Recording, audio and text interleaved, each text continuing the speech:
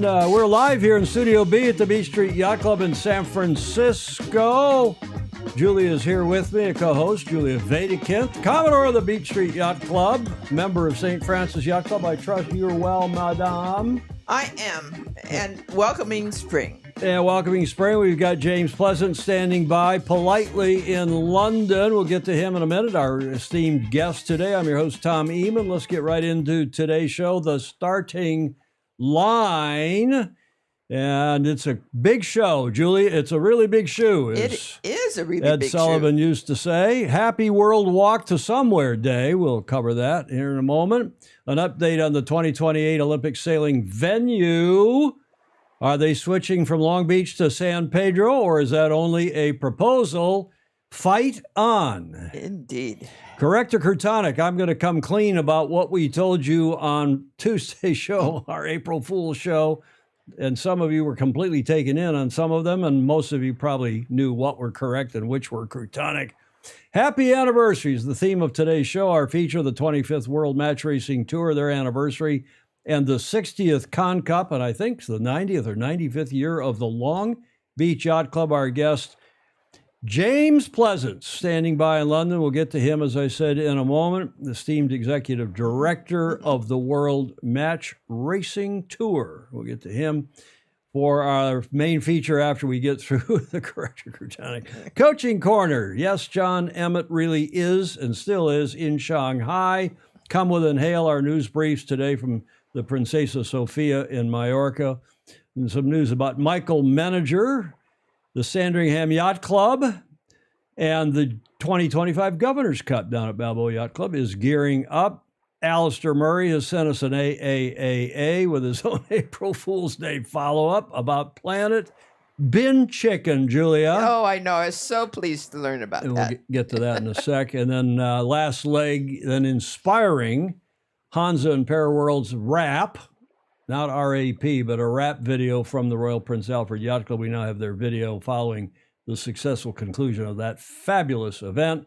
And of course, our usual day in history, Whiskey Tango Foxtrot, and more as we get going here on show number 822 for Friday, the 4th. It's April, Julia. I know. It's bloody April. What is that all about? We made it through April Fool's Day. You think? Yeah.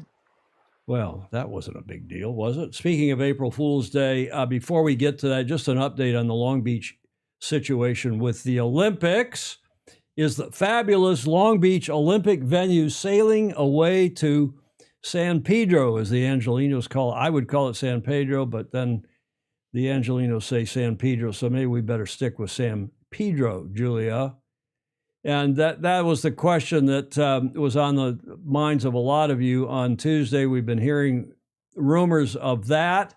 We are going to fight on, Julia. Even if it's for USC. Did you ever think we'd play the USC fight song on this show? No. But it is a good fight song. You think? Because it's not as good as Hail to the Victors. No, it's not. Yeah, Cape Town is checking in the person of Ted Ryman. The problem with that fight song is they play it ad nauseum during any football game or any basketball game of the University of Southern California, USC. Yes. But it's apropos this discussion here today about moving the venue from Long Beach. That's Alamitos Bay. That's where Long Beach Yacht Club, ABYC, Alamitos Bay Yacht Club are, and that's where the Olympics was in the 30s and again in 1984. And they're talking, some people are, about moving it over here to the port of Los Angeles near the LA Yacht Club. They'd have to go outside the breakwater. This is a lot of cruise ship traffic. It'd be a madness. It's crazy. Yes. In my never so humble opinion. But here's what's going on. This was a city councilman named McOsker who, at a city council meeting last week, picks a fight with the LA 28 organizers who've already placed the venue in Long Beach, saying he wants to move it to his district. He represents San Pedro. He's saying that the venue plan for the 2028 Olympic and Paralympic Games be amended to change the location of sailing from Long Beach Pier at Long Beach to the Port of LA in San Pedro Yeah, nuclear vessels, Alan Long. That was up here actually, in San Francisco. You know what that reference is to? Alan Long is saying nuclear vessels. That was from what Star Trek movie 2 or 3? Oh, When they did a return home here into San Francisco Bay. Apparently, that's where the what do you call it? The headquarters for Starfleet Command, Starfleet Academy. right. In any event, this discussion about moving the Olympics, which is down in L.A., not up here in San Francisco, the motion was made by 15th District Council member Tim McCosker, which in his district includes San Pedro, who gave a boisterous, dramatic, emotional pitch to his fellow council members, which included in part is that moving sailing to San Pedro is better for the athlete. It's better for the sport of sailing. It's better for safety and security. It's better for the viewer. those are all lies. And that's a meme from one of our foes I'll tell you about in a moment. Yeah. But here's another meme I thought you'd enjoy. Olympics, you want to see that again? You want to see that again? Sure. Look at this. Olympic sailors in San Pedro being run over by a cruise ship. Rick Bannero agrees San P is croutonic. Site it where it has best wind, ease of access to shoreside dock support and warehousing. And there's a big federal prison right there on Terminal Island in San Pedro. You know, it's just an industrial heavy-duty area, right, Julia? Yes, it's not attractive and it's hard to get around in. And I don't think it's going to change, but we're doing here on this show, thanks to that's from William Bing Bong Sangmeister, one of John Sangmeister's 3 boys. And we do not want this to happen. And the LA20, this is the latest info, latest update. The LA28 organizers already have an agreement with the city of Long Beach from May of 2024, almost a year ago, for use of the Belmont Veterans Memorial Pier, apropos of which we're going to talk with James Pleasance today about that, because that's where the Congressional Cup, starting in a month's time, has been taking place for the last, 15, maybe 20 years by now. And it's a fabulous venue, and it will be for the Olympics as well. And the LA City Council of Los Angeles Games agreement in November 2021 includes a detailed dispute resolution protocol using arbitration. And Mr. McCosker's motion is now routed. It's being buried, I hope, in political bureaucraties in LA. Ad hoc committee expected to meet sometime later this month. This tug of war is going to go on for a while and may end up involving world sailing and the International Federation for our sport, and even perhaps the IOC, which has final say on all of the venues used for the 2028 games. This courtesy of the Sports Examiner, which is a SoCal sports blog. And we hope they're right, because it's ridiculous. And by the way, as you can see at the end of this article, LA28 has yet to post any comment. We think this is ridiculous. We think, as we told you on Tuesday, you've got to fight on. You've got to get to your national federations. Tell them no effing way, no frigging way, that is, no freaking way. You've got to get those of you who have influence in world sailing to tell world sailing to take a strong and firm stance on this. In short, we've got to fight on, Julia. John Sangmeister will love that. He went to USC, as did any number other of our other foesy. Yes. You like that fight song? Do I have to? No, you don't. Fight on. Phil Yeomans is saying, don't get me started on the 2032 nominated venue, because they got problems in Brisbane too. And of course, they've moved it up to, it looks like they're going to do it up in the northeastern corner of Australia, not just, a couple thousand kilometers away, right? 1,500 kilometers away. In any event, we need you to go fight against this gentleman and in favor of Long Beach to keep the Olympics there. No, the decision has not been made to move it, as some of you were thinking that it had already been made on the show on Tuesday. And fight on, ping your national authority and world sailing, and let's get on with this and keeping it in Long Beach. Correct. Blake Middleton says, of course, he used to coach at your alma mater at Stanford. Right. The USC fight song drives me nuts. I know, me too. Alistair Murray says, I just heard from my great mate Chuck Hawley that he is being inducted in the U.S. Sailing Hall of Fame. Yes, he is. He's on the list. We'll talk about that in due course. But let's now cover our April Fool's Day show from Tuesday. Mm-hmm. And I promised you an update on which of those stories, to come clean in effect, to tell you which of those stories were correct and which were croutonic. And the first one from that show, our special April Fool's edition on Tuesday, 8:22. Is this show 8:23, Julia, today, or 8:22? I'm confused. No, that is, today is 8:22. That's right. Yes. Our show 8:21 on April Fool's Day. Right. So the first one was that those of you down under Australia and New Zealand, that the clock was locked and that you were not going on going off, I should say, summertime. And that is croutonic. We got people upset. Richard Gladwell yes. came on, Very. Julia, and he said, "That's not true, Tom. We are changing the clocks. We're going off summertime here in New Zealand." And Yes. they, of course, they are. That was a joke. As you all know, I'm not a big fan of changing times twice a year. I think it's crazy. But that that was croutonic. By the way, 63% of Americans support a national permanent year-round time, I asserted on the show. That is True. correct. A source from the American Academy of Sleep Medicine survey in 2020. That is correct, Julia. Yep. Lock the clock, right? Yes, dear. Thank you. That's very much. Now, I told you about this disturbing story here, right outside our front door Tuesday morning, that this Tesla takedown protests which were across the country here over the weekend, last weekend, including Michigan. And then this happened. Good morning here at the BSYC, the Beach Street Yacht Club. Looking outside here this morning, and there is a Tesla parked right out front under the tree with a Nazi swastika on it. I don't know who did that. Julia, you didn't believe that was true. No, I didn't. Huh? No, because Or you did think it was true. I thought it could be because there was a disturbance in the street that night. Okay. Well, that was a disturbing thing. The police came and knocked on my door, so I told you on the Tuesday show, and I had no idea until the police knocked on my door that had actually happened. But Julia, Yes. it was completely croutonic. I made that story up out of whole cloth. It was not true. Look at James. He's smiling. It was not true. It was completely croutonic. Mm-hmm. Steve Atkins says, "I thought Teslas had cameras running all the time." Well, at least the Tesla truck does. I don't know if all the other cars do. Compromise and keep everyone happy and hold it in one of the world's 13 Scarboroughs. He's back on the Olympics, Andrew Pindar, as he says, run the Olympics in a Scarborough somewhere in the world.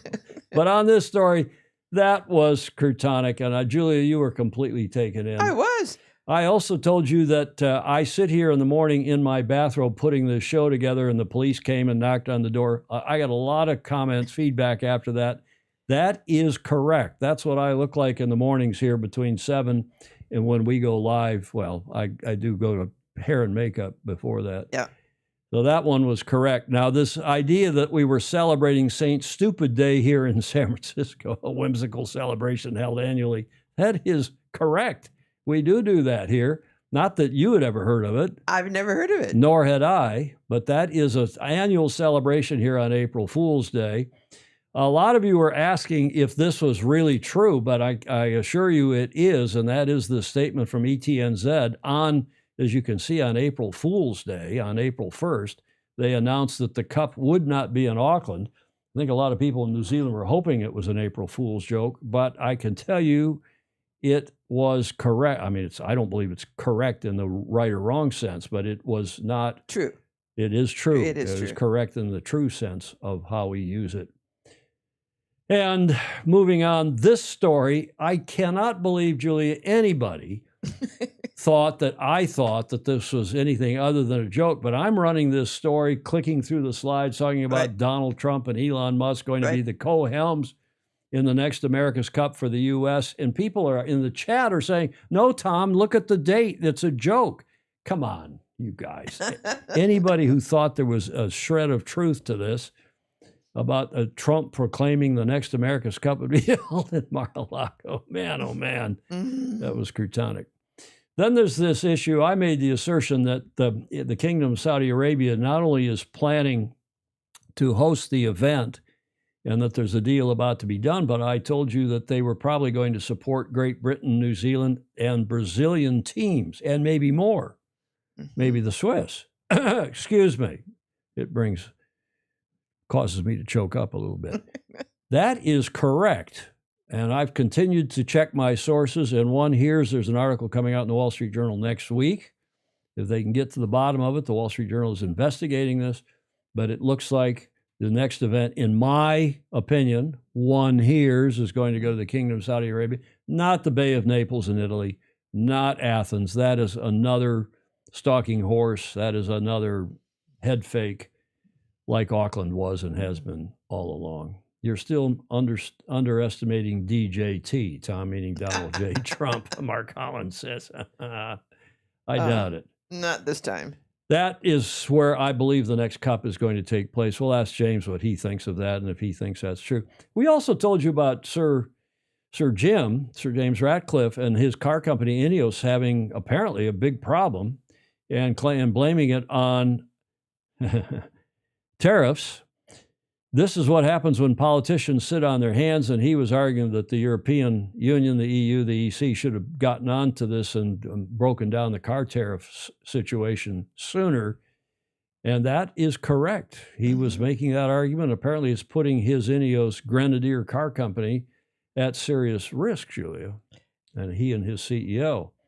Now, the cup. What about the cup?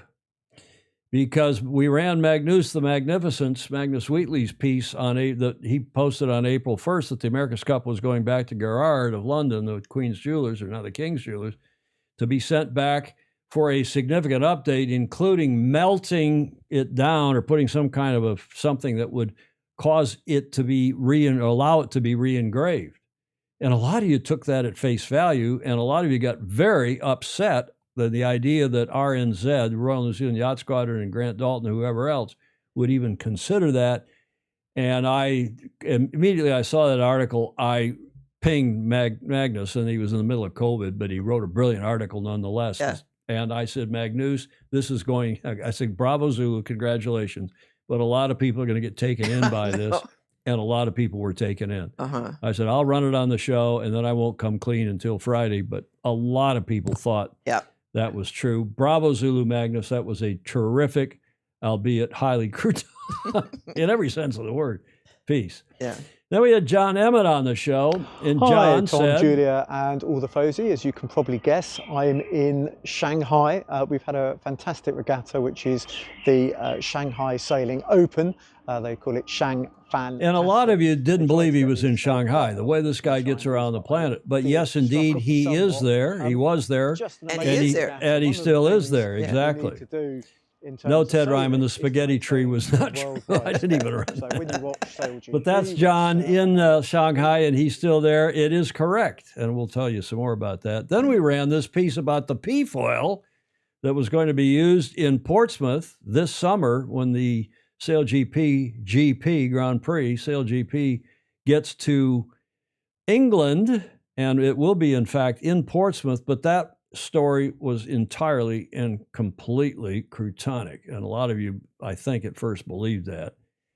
Then the Rolex video has the best thing about Rolex's latest watch, which has been announced or was to be announced this week in Geneva. It's the biggest watch in a generation. It has nothing to do with the looks, or so Rolex and other websites like Gear Patrol asserted. That was correct. This watch apparently is and has come out, and it's a big deal, and it's called, Julia? Yes. The Land Dweller. Yeah. So while the piece apparently is correct, I've been watching the Rolex and the watch, the timepiece. Yes. The timepiece websites. And apparently it is true, although a lot of people at first thought it was an April Fool's joke. Yeah. But the name it's the name. That's what they're calling it, Land Dweller, but the name is croutonic. Even though the story is correct, the name, Land Dweller. Okay, you had Sea Dweller, you have Sea Master, you have Yacht Master, you have Submariner. But the new watch apparently is coming out, and it is being called the Land Dweller. Was keeping too many people away because they don't like to sail. Well, I don't know about that. I think they can't sell as they they can sell every watch they make and then some. Why isn't the logo on the winder straight? Clark Chapin was asking. I don't know, but that is the truth. Now, we talked about this, about Tom Slingsby's loss of his rig. And first, this from Jody showing us how, in fact, they do attach. This was correct. They do attach Insta360s, those cool cameras, to the very top of the rig. Here's a replay of that video. And apparently all the boats have this. They're recording. They're not transmitting back to the broadcast center, but they are getting a view of around the yacht. It's very cool stuff. Thank you, Jody Shields, for that. Mm-hmm. And then we told you that after losing the rig, they were changing their name from the Flying Ruse to the Bin Chickens. Well, that is completely Crutonic. That is not true. And most of you would have sussed that out, especially you Aussies who know what a bin chicken is. And Alistair has sent through, believe it or not, Alistair has sent through an AAAA, Alistair's Awesome Aussie Anecdote for today about the bin chicken. And the history. And you've seen the video, right? We showed that before the show. You and I looked at that. I didn't see I didn't show it? Mm-mm. Well, it's a great video. So we're covering the bin chicken in today's AAAA, thanks to Alistair Murray. But the story was otherwise Crutonic. More on that later in the show. Finally, this from Sail GP about Mark Botine, the guy with the remote control marks, the mark bots, supposedly existing inside the marks. Steadfast guardian. And controlling the positioning of the marks. This is the story of a mark. No, not that mark. This mark. Meet Mark, the mark bot. This is the Sail GP send up, and it was fabulous. Yes. And of course, we ran it all 2.5 minutes of it, and it was completely and entirely, look at that guy, entirely Crutonic.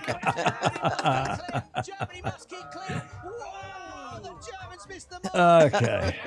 You got to give him credit. Oh, yeah, it was really well done. Then, Julia, this one, which took you in at first, at least. Yes. From our Fozy at the Valley View Ferry in Kentucky. And of course, that's Clayton Embley. And he was saying, as part of our commitment to keep our operational costs down, we're now converting to sail power thanks to North Sails in Annapolis, Maryland. And he said, it's so successful, we're going to buy it and install a bigger rig, a bigger mast. And that, of course, got the reaction on Facebook of a lot of people. One guy saying, a guy named Chris Kelly, I have no idea who he is. He said, I will not ride again your ferries, he meant. I am tired of this liberal crap. He was obviously taken in, Julia. Yes. As were a lot of others. And that story was utterly and completely Crutonic. And that wraps up our April Fool's segment. That was a masterwork, the whole thing, though, I have to say. It was good fun. We'll have to do that again next year. And I think it's a little different to do it with, do you think this is correct, true or false, correct or Crutonic? Yeah. And then we'll tell you on Friday. Yeah. And people are sitting there scratching their you-know-whats, wondering if it was correct or Crutonic. Let's get to our feature today, which is the 25th World Match Racing Tour anniversary and also the 60th Long Beach Yacht Club Congressional Cup will be taking place down in Long Beach in a month's time. But before we get to that, what are we celebrating today, Julia? You recognize that bridge? London Bridge? Well, not really. It's the Tower Bridge. But in London. Yeah. Okay. Right? Right. Get it a little closer up there. We are celebrating World Walk to Work Day. Good for your physical health, good for your mental health, good for the planet. Take some extra time in the morning to walk to work and reap all these benefits. Now, Julia, you and I walk to work every day. Absolutely. Right? Yes. You wheel to work and from the upstairs in the Commodore suite down through the elevator. Right. And I walk about 5 meters from the grill room here into Studio B. In this age of growing awareness of about how sedentary affects a person's health, how being sedentary, walking to work can make a huge difference in people's lives and their lifespans. Of course, the heart of Walk to Work Day isn't just based on taking care of humans' physical and emotional health, but actually concerns itself with the health of the planet as a whole. foregoing driving a car back and forth to work is one small way that that one can make a big difference in preventing the more damage to the Earth's environment and its health. Well, we don't want carbon monoxide being spewed all around the cities, and catalytic converters were a good thing. The electric buses and welcome to L.A. Well, but LA's cleaned itself up, to be fair, since the 60s. Actually, the emission quantity has decreased. Now, I just, not to belabor this point, but I did have a Fozy send me, and I didn't put it in the show, but he did send me a thing about the Earth's wobble. This is apropos, the change of clock time, and then the Earth wobble and the orbit being not completely circular and so on. And the Earth goes through these approximately 10,000 year cycles of ice ages. We had the last ice age, some 10,000 years ago. And apparently we're about to go into another one. Not now, but, in due course. Tomorrow afternoon. Well, maybe. No. But you remember that in the 70s, they were saying that before they got glommed on to global warming. Right. And yes, of course, the human beings are making a change in the temperature of the Earth. But before you know it, we'll be in an ice age again. Yeah. Maybe. Okay, we didn't mean to argue all that, but that was why one of the reasons that we're celebrating today, Walk to Work Day, Julia. And what else are we celebrating? We're celebrating our Fozy from around the planet. Those of you who join us regularly on the show, those of you who've been on the show, those of you who give us $1 or $2 via patreon.com/join/sailing illustrated. Thank you very much for your support. And just a program note, next Tuesday, but next Friday, 1 week today, Hamish Ross will be rejoining us. I don't think he's been on since before Christmas. No, been a while. So before Christmas, and Hamish is going to come on, and we're going to talk next Friday about the America's Cup past, present, and future. Julie, we had a bit of a natter with Hamish this morning, a bit of a chat on the phone this morning, but without giving any of it away. Yes. I proposed to Hamish a solution to not the problem of pollution, but the solution to the problem of the America's Cup and how to go forward. He rather liked it. Yes. And so did you. Yes. You didn't at first. Well, then you heard that Hamish agreed with it, and then you warmed up to it. Yes. I thought through the logistics. What, in the last hour while I was in hair and makeup? Yes. Okay. In any event, Hamish will be on with us next Friday. We're going to talk about past, present, and future of the Cup. What's going on? Why is it so expensive? And I have a proposal that I think that Hamish, in the meantime, is going to think about, and I think many of you will support, I think. And it's practical, too. This is not some pie-in-the-sky blue fairy madness, as we said on Tuesday. And you might think of your own solution, too. Well, yeah, that might get some other people thinking as well. Right. James, by the way, is always thinking, and he's standing by. And he comes up with answers. Well, he does. This guy's smart. We'll get to him in a moment. Fishbeck is saying hello from sunny SoCal. Groover is saying walk to work day sounds great for me. I could walk there, work for about 9 seconds, and then walk home. Well, that's the nice thing about WFH, Julia, working from home, right? Right. The 2025 anniversaries is the theme of our show today, and standing patiently by in London is our good friend and regular. He's been on here a bunch of times. Clark Chapin can tell us. But welcome back to our good friend and the executive director of the World Match Racing Tour, James Pleasance, ladies and gentlemen. Yay! Nice to have you on, James. We barely got you on there at the last minute. Yeah, I haven't used Skype in a while. You threw me with that one at the last minute. And you probably won't be using it for a while because it's going off the air. I think my last Skype note was like 2017 or something. So anyway, I had to. You were on with us on Skype the last time we did this, sometime last year. You were at Congressional. It must have been a year ago, because I think the last time you were on, you were at Congressional Cup. No, you got us on the rum in Bermuda as well at the end of October. Oh, maybe with Andy Cox. Maybe that was right. So it was probably since we may have done that on Zoom too. Who knows? But Skype's going away in a month. Yeah. So I got to figure out Skype. The only reason I use Skype instead of Zoom is, as you know, James, it's higher quality. The resolution is better, and that's why we use it. James is in London. Speaking of working from home, how far did you walk to get to work today, James? Less than you. Less than me. 3 meters instead of 5 meters. I think it's 2 actually, but I do get out and see the world. We have a bit of half decent weather this week, so yeah. But yes, not far to the global headquarters of the World Match Racing Tour. Yay! Well, let's talk about your tour. It's the 25th anniversary, started in 2000. You took it over from another one of our friends, and Scott McLeod, and then you sold it or rented it. I'm not sure what. Tell us about that, and then you're back again. It's a lot of years to cover. Yeah, it does seem to be the year of the anniversaries. My wife told me as long as I don't forget ours, I can talk about other anniversaries as long as I like.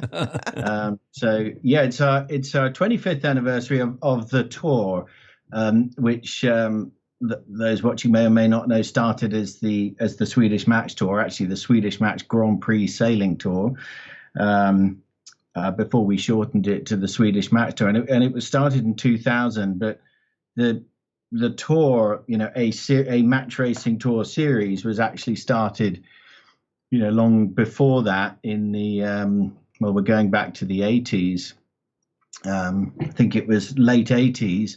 And it was actually, I have it on good authority from a sneaky phone call with Scott McLeod earlier today, that it was 1988 at the Long Beach Yacht Club. And it was the WMRA that was started, the World Match Racing Association, with a gentleman called Chuck Kober, who I don't know and you may do. Yes, indeed. The late, great Chuck Kober was president of U.S. Sailing in the early 80s. His wife, Adra, the late, great Adra Kober, was the first lady commodore of any yacht club in the States, of which we are aware.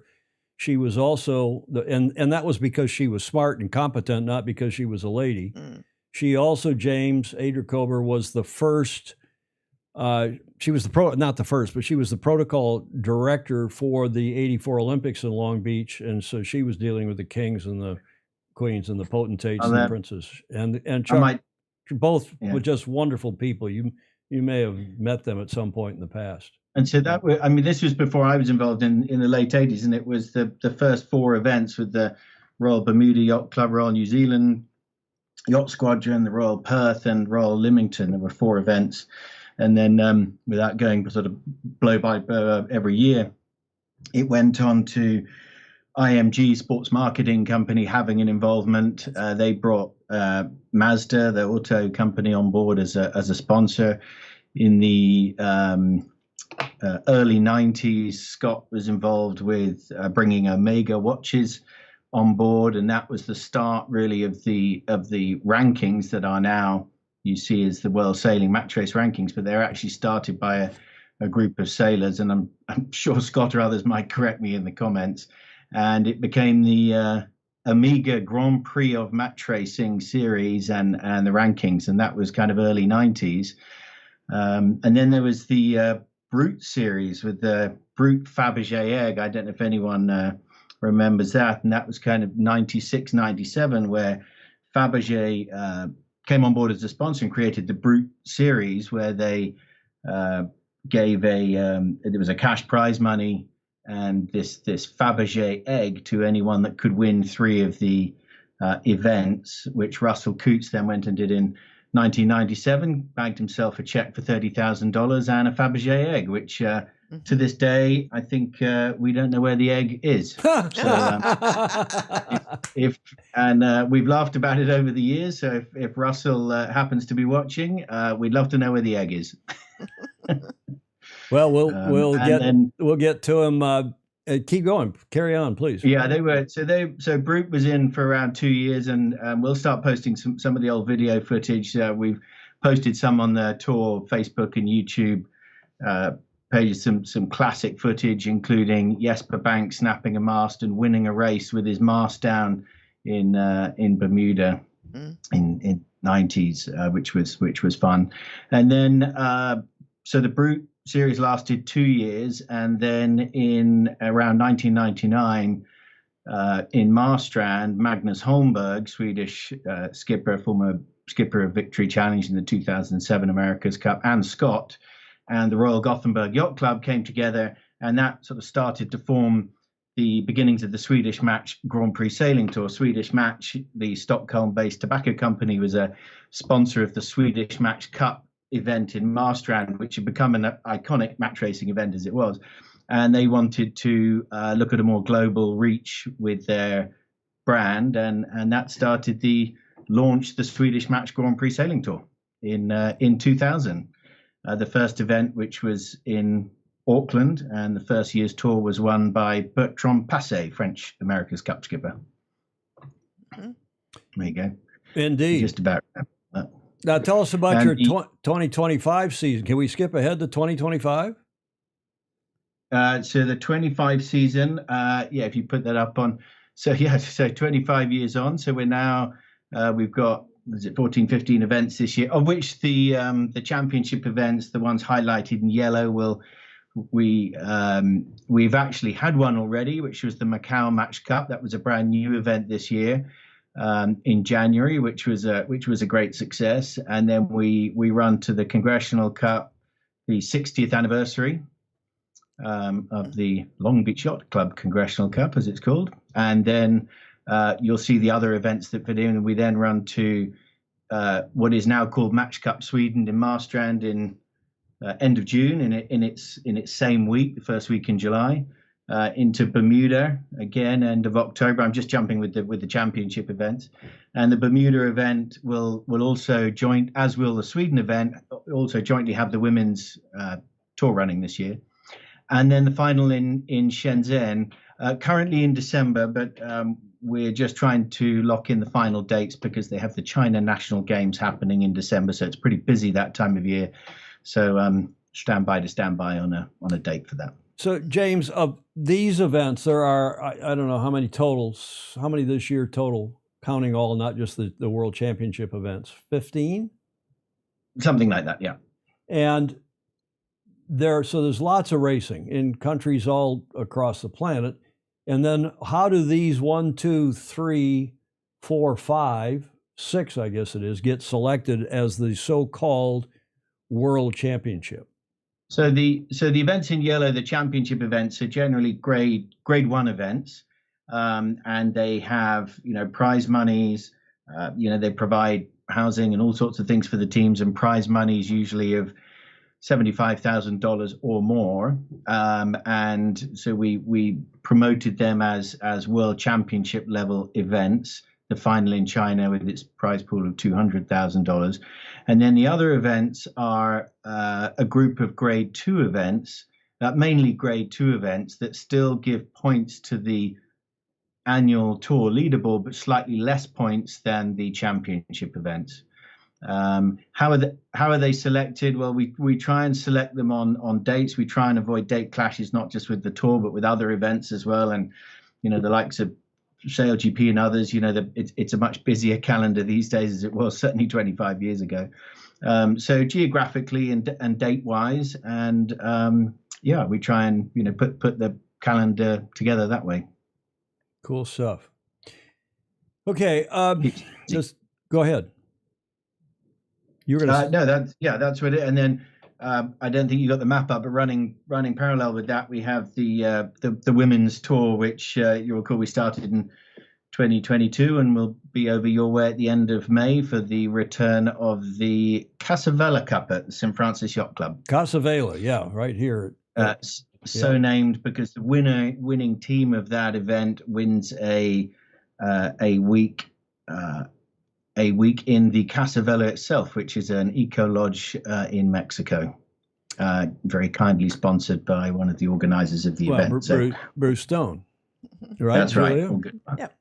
So the women's tour are running parallel, and we go back to the WMRT with some slides here. And the first one is last year's WMRT World Champs in China. Tell us about Ian, and tell us about whether he's going to be at Con Cup this year. So that was in Shenzhen in December, wrapping up last year's tour. Ian and his team got an invite as defending champion, and they defended their title as well as becoming 8-time match racing world champion. Unbelievable. Wow. Which is huge for him. So that was a double win for him. Amusingly, there are only 2 of them on the stage with Jerry Mitchell, because the other 2, John Gunderson and Richard Sydenham, were either in the bar or rushing for the airport. They can tell us which one it was, but they were Or both.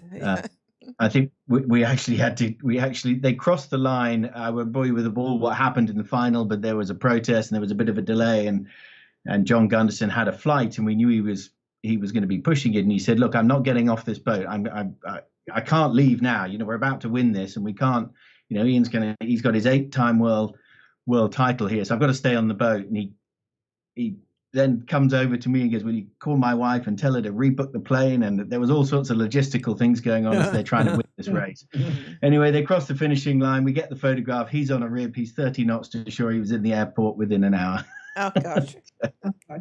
Well, there's some great history to this event over the years, and a lot of the world's best sailors.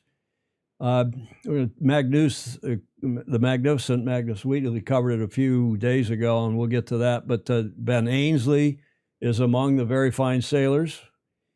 This is what, in Bermuda? Yeah, it was, I think, 2010 in Bermuda, the year he actually won the overall tour with his then Team Origin, the British America's Cup team. And then you had Russell. That's not in Bermuda. Where is that taken? That's on a big boat. That is, you threw that one on me. That is in Italy, I think, at the Lockman Cup, because I think that's a Swedish Match 40 boat, an event that he won down there. I don't remember the year, but yeah, Russell's been he's never won the overall tour, but he's sailed in a whole number of events under various teams. Particularly in the early days of the tour, through the whole Alinghi tenure, for want of a better word, and then not. How about Jimmy? Did Jimmy ever win it? Jimmy never won not the overall tour. He came second. He hasn't won the overall tour, but he won some events. This was in Bermuda prior to the tour. That's 2000. That's 2005. I've got my notes here. He was 26 years old there. He was the then skipper of the Luna Rossa Italian America's Cup team, and he's with their Charlie McKee, Magnus Augustin, I think his name is, who sailed with Magnus Holmberg, and Joe Newton from Australia on the right, and Jane Correa, then Commodore of the Royal Bermuda Yacht Club, with the very impressive Gold Cup. Yeah, and one of the most famous photos in the World Match Racing Tour history. Yeah, that's a good one. That was 2004, again, Bermuda Gold Cup, and that's actually, it's one of the great pictures. It's got a good story. That's Jimmy Spurtill. I'm not sure ramming was the right word, but it was quite tense at the time. Going aboard. I think T-boning is the more technical term, right. And that was him T-boning Russell Coutts, in fact. Yep. Who was now? What was interesting is on board with Coutts at the time was not only the governor of Bermuda, because it was a pro-am race, but also the PGA professional golfer Nick Faldo. So there was plenty of stories to tell. I think it made the national press that we were trying to see off the governor or something. So. Never a dull moment in Bermuda with those boats. No, indeed, and a nice breeze and a fabulous yacht club and yada yada. Yeah. There's some interesting younger looking sailors from way back. Yeah, we just did a sort of a look back. We're posting a few sort of archive throwbacks on the tour Facebook page and Instagram, and that was Kenny Reed winning the Congressional Cup in 2003 with Terry Hutchinson, which many people will recognize, Morgan Trubovich, a gentleman called Andrew Scott, who I don't know, and Jerry Kirby. And that was during just after the 39th edition. That was the 39th edition of the Congressional Cup, and it was just after Kenny was skipper with Stars and Stripes at the time. Tom, you'll know a lot more about this than me, but they had they dropped out of the Challenger Series as skipper of Stars and Stripes, and he'd put a team together because the team had been based in Long Beach. Have I got that right? Yeah. They had been. I'll go to this picture. That obviously is Kenny Reed, who, by the way, has also just been nominated for induction into our National Sailing Hall of Fame in his crimson blazer. Jerry Kirby, the famous bowman and just super all-around sailor. A very young-looking Terry Hutchinson. Yes. Yeah, I don't know who the blonde is. It's not Morgan Trubovich. Maybe Morgan sailed with him and is not in this photo. But this is another great sailor from Newport, Rhode Island, who's a Moose McClintock, far right, who's a dear friend, J24 sailor, long time friend. Oh, maybe I've got that name. I've got that wrong then. Yeah, Okay. Moose McClintock is his name. He looks, I don't think he looks like Trubovich that much, but another famously good picture here. Right here at the St. Fancy, Julia, Yep. You'll recognize some of those people. How many of those can you name, James? So I was actually there, so I can name most of them, with the exception of the gentleman in the front row on the far left in the black jacket, which that is our immediate past Commodore of St. Francis, Chris Perkins. Okay, so I get the first name. Super sailor. Let's go right across the bottom row. That is Ian Williams, Peter Holmberg from the Virgin Islands, Peter Gilmore, Australia. Is that Scott Dixon? That's Dicko. It's Chris Dixon. Yeah. Dixon. Sorry, Chris Dixon, New Zealand. Yeah. Matthew Richard from Right. France. Well done. Oh, good. Ed Baird, gentleman from Allianz. Yeah, that's not a sailor, right? Another gentleman from Allianz. Yep.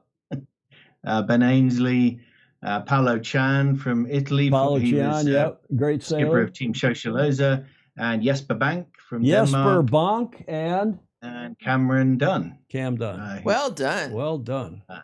And that was at the 2006 Allianz Cup, which you were commentating at, Tom, as well, up on the terrace.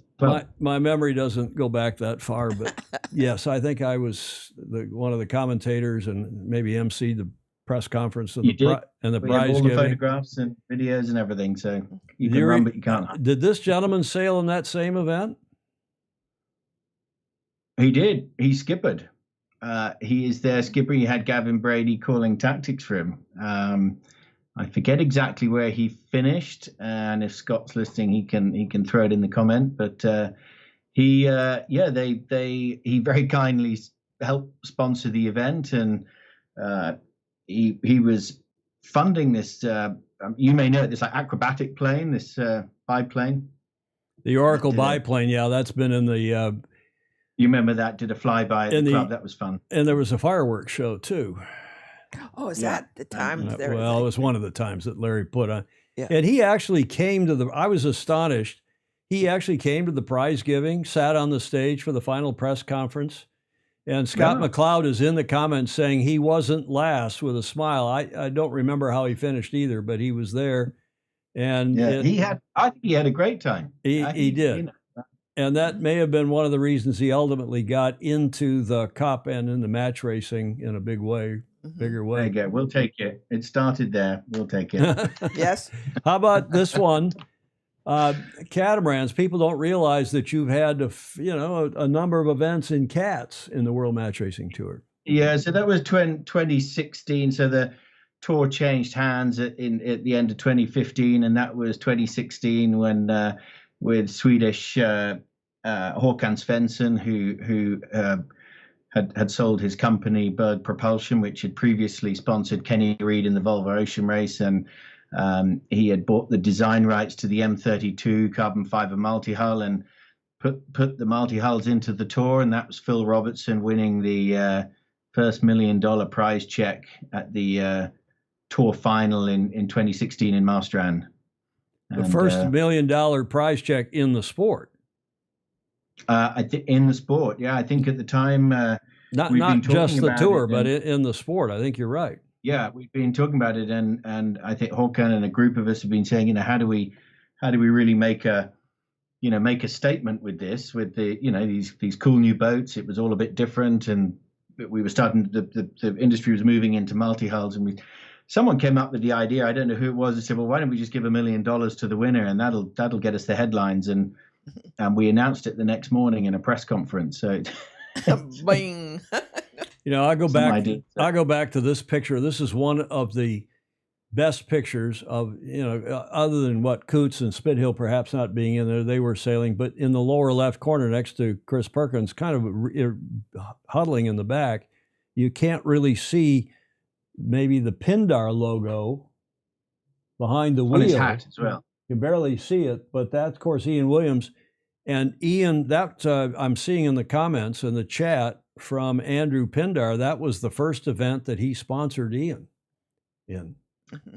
Yeah, and the other name on there, which Andrew can tell us about, was Alpha Graphics, which I think was a US-based company involved with Andrew and Pindar at the time. So, correct. And that photograph was taken on the replica of the Yacht America as well, that did a visit to the event, if you recall. That's what I was sailing on. That is, were you on that boat? Yeah. Yeah, no, that is correct. That is the replica Yacht America, which is home base down in San Diego. Mm-hmm. And also belongs to a good friend of ours, and an amazing picture. Yeah, it's a good picture. Troy Sears is his name. Oh, yeah. Andrew Pindar says the teams had a private agreement to split the purse prize. The $1 million prize. Is that, I take Andrew at his word, so. They did. They, although it was announced as a $1 million, it was a good thing at the time. It was in the event prior in Newport, Rhode Island. We got some of this, the sailors came and asked me and a couple of others to meet and said, look, this is a lot of money for just one skipper or one team. We've all put in a lot of effort here. Why don't, if we can all agree on a split, can we do the split? And we said, look, it's up to you guys if you all want to agree. So I think, I forget the exact breakdown. I think Phil probably got nearly half of it. And the other half was, kindly with him. Well, not that he knew he was going to win it at the time, because everyone was kind of betting on themselves, but it was split all the way down. There were 20 teams in that event, so everyone went home with a check. He still did pretty well out of it, so I think it was a good event. Okay, well, how about the modern era? The current era, CE, at the fabulous Long Beach Yacht Club. And you'll be there in, 3 or 3.5 weeks' time. And I did talk with the Commodore yesterday. I'll tell you about that in a moment. I don't know what we're going to do, but I may actually come down and do our Friday show during Con Cup week down at the amazing Long Beach Yacht Club. The problem is we got Sail GP that weekend too, but Long Beach Yacht Club, the granddaddy of them all, the Congressional Cup rather, the granddaddy of them all, and Magnus the Magnificent, writing a couple, 3 days ago on his Rule 69 blog on Substack, calls it the Match Racing Masters because of the Crimson Blazer, of course. And he's wrote a beautiful article, all eyes on Long Beach Yacht Club at the end of April for the Congressional Cup. And he included this nice picture of Ian Williams. And Magnus said, whilst golf has its green jacket, in sailing we have the crimson blazer, he should have said, of the Congressional Cup, and mighty fine and prestigious it is too. Look down the past winners of the Congressional Cup, and it's a veritable who's who of our sport. Ficker, Connor, Turner, Perry, Davis, Cudmore, Warden Owen, Gilmore, Dixon, Hutchinson, Davis, meaning Rod Davis, Barker, Holmberg, Brady, Baird. The list goes on and on and on. None of these need any introduction by first name. You mark your name in history and it becomes a calling card forevermore, just like at the golfing Masters. And certainly Ian Williams has done that in spades. Yeah, he's won it 5 times. I hope I've got that right. The Congressional Cup 5 times. It's a fabulous event. It's steeped in history, tradition, over 60 years. It makes our 25th anniversary of the tour look like a baby. But it's it's such a popular event. It's one event as an international match racing event that every match racer wants to win. They've been using the same boats for 30 plus years, and it is an absolute game of skill, true skill. It's not about budgets, it's not about money, because obviously you rotate the boats during the event, and it is down to pure sailing skill. So it's great fun. And as their 60th anniversary, there's all sorts of things planned this year, and it'd be great if you guys come down. And the venue, that's at the channel, leave the club's just to the right, so the boats head out there each morning and then turn right, and then the racing, of course, is at the end of the Belmont Pier, which is just an amazing, of all the match racing venues in the world, and there are some great ones, including Bermuda and Marstrand, as we know. But from a viewing point of view, from a spectator point of view, the Belmont Pier is just fabulous, because you're up high at a raised level, and although they put a few markers in there now to stop the boats coming too close to the pier, as Harry Price was telling you all about. To Price Point, all right. It actually doesn't stop them, but I mean, you can literally be sitting there on the pier, holding a glass of whatever you're drinking, and reach out and almost touch the sail, and you just can't do that. And it's the top of the sail too. It's so you get a great bird's eye view. The starting line is usually 20, 30 meters, if that, off the pier. So it really is fabulous. And I haven't followed. I've read but not followed too closely all the chats about the venue. To me, it's a fabulous venue. I don't think it's any surprise that the pier needs a bit of tarting up, but those I hadn't seen that rendering. It looked pretty cool. Yeah, it is a cool rendering, and the city has committed to spending some money on it to tart it up, as you say, to clean it up a little bit for the Olympics, and that would be fabulous. There's also been the issue on and off, and Long Beach Yacht Club a couple times it almost agreed. I say almost, they had agreed, and then one of the senior series people came back and said no to racing it in Alamitos Bay, which would not be really quite right here. There, as you say, this is Long Beach Yacht Club here, and this beautiful facility that they have. And, that's Alamitos Bay. Alamitos Bay Yacht Club. And then further in here in a little bit is around the corner is Long Beach Yacht Club. But in Alamitos Bay, that is a potential venue to race if you really wanted to get up close and personal. But that's a call I know that Long Beach Yacht Club has to make or won't make, because, as you say, the Belmont Veterans Memorial Pier is really a fabulous venue out and outside there and to the left a little bit out of the cut. Yeah. What would you think of racing it in the bay?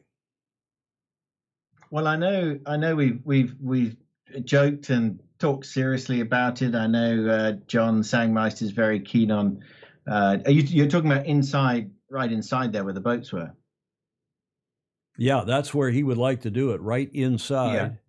Yeah. And John and I, we've talked and joked about having the Congressional Cup in there, and those we run some sort of test dial-ups and test courses. It does work, and it would be a natural amphitheater. I don't know about the Olympics.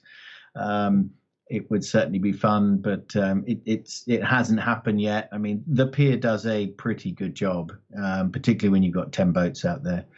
I'm sure others will have comments on it. I don't know about the Olympics inside. Certainly outside where the islands are and the pier is inside the breakwater.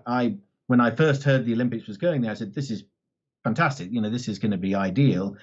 There's usually thousands of the kiteboarders and what have you straight off the beach there. So, like I say, I haven't followed a lot of the reasons sort of why anyone would want to take it away from there. So, not sure I'd be a fan. I'd keep it there. Well, I think that, and we don't need to go into it here, but and John Sangmeister and of course he's a super Fozy, and he's a big proponent. He just thinks you can see here. I cut over to camera 4. these, if it was raced inside here, it'd be inside and a little further, but there is enough space to have limited match racing, and the breeze comes, in aligned with the bay so that it would be okay. It's pretty good out there off of the pier where they do it now, of course, but all of this area all around would be filled up with people. You'd have 1 million people in there watching. It would be fabulous. And Dave Hood, pretty tight course. Dave Bing Bong is on here. That's John's son, William. He's saying we have seen Dave Hood and Chris Poole do a full race inside. So, it can be done. But whether we are once again making the sport too spectator focused, too television focused, but you'd have maybe not 1 million people, but you'd have hundreds of thousands of people watching. I think I'm not one to. Did we lose you? Uh-oh, went away. To give There, you're cutting in and out. Say again. Start over. Still there? Yeah. Yeah, I don't know all the reasons, but I think with 10 race boats, all the umpire boats, the fish, it would get a bit busy in there. Nothing's impossible. You look at the race course in Shenzhen in China, and it's not like anything's possible. Yeah, exactly.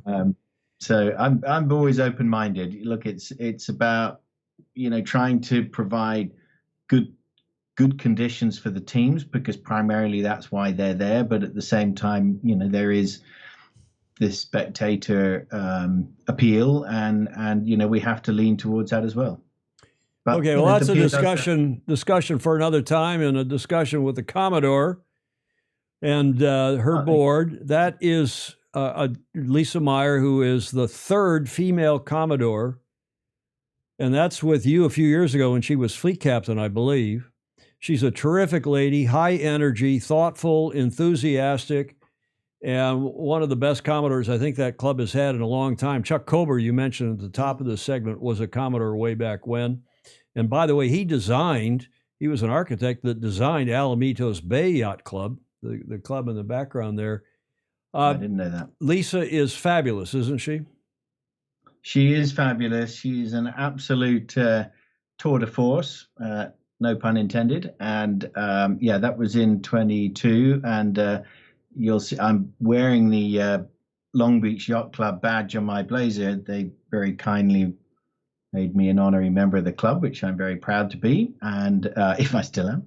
And she has. We've had many phone calls over the last weeks, not just her, but the whole team. I mean, they've, as you well know, there are hundreds of club volunteers that get involved with this event. A lot of them, nearly all of them, have full-time jobs. I mean, it really is.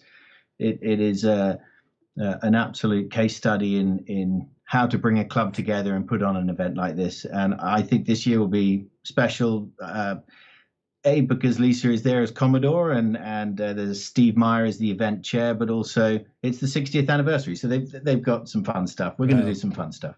No, it is the granddaddy, and they get something like 300 club members volunteering. My first Con Cup was in 1979, I think, 79 or maybe 80. And I was on the jury. In those days, we had panels, multiple panels. It was one of the first multiple panel juries because there were so damn many protests. So we'd have 2 or sometimes 3 different juries. We had 9 people, three-person panels. And that's when we started to get the idea it was time for umpiring, because it was late at night. People wanted to come in, know who had won. And of course, Long Beach Yacht Club is responsible for letting us umpire that first Congressional Cup in 1988. So they've done they were a big part in getting umpiring going for our entire sport. Of course, now it's de rigueur. It's used in fleet racing, team racing, and America's Cup and everything else. Yeah, that on-water umpiring has been, a game changer, not only the way we're still doing it on the tour and at the Congressional Cup, but even Craig Mitchell as a tour director for many years and still turns up to remember how to drive a boat as chief umpire of a lot of the tour events. Now sits in a booth and umpires from a studio in London for an event in Sydney. Our technology has moved along, but still the concept of being able to make that instant umpire call, it's great. Okay, how about this guy? Can he three-peat? Tell us about him and his team. Well, I think he's. I actually don't know who his team is yet. He's keeping it a bit quiet. I think he's the last one to announce his team. But Chris Poole there, has won the last 2 events and is looking for the. We say hat trick, you say three-peat. This year, third consecutive win, and. He will definitely be a favourite, partly because Ian Williams, as 5-time winner, is not going to be at the event this year because he has a clash with his duties with Sail GP. He's now coaching with the Danish team, if I'm right. So sadly, he can't make the event this year. So that's one less. Past winner for Chris to have to contend with, but Johnny Berntsen from Sweden, a previous winner of the event, is back in force, as is Eric Monin from Switzerland, not a winner of the event, but certainly a veteran match racer of the tour. Also Bjorn Hansen, past winner of the event from Sweden. Young Cole Tapper, youth match racing world champion, coming up from Australia. There's 2 places to come from the Ficker Cup, so there'll be 10 teams this year, not 12.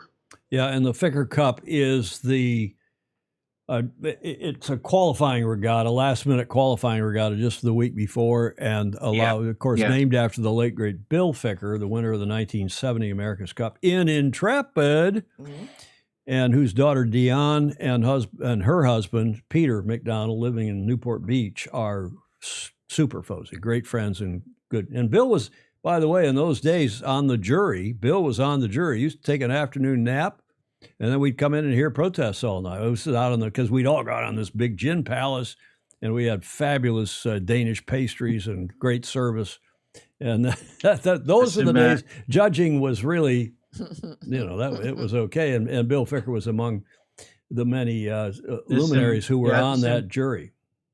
There's some great stories coming out of that event, and I was talking with Scott earlier, and I said at some point we're going to write our book that's going to be called "What Goes on Tour Stays on Tour," and it's going to have some good. We're thinking about having sort of user password access for certain chapters, but well, you just have to wait till a few people die. You wait till I die to write anything about me. Don't say anything, but.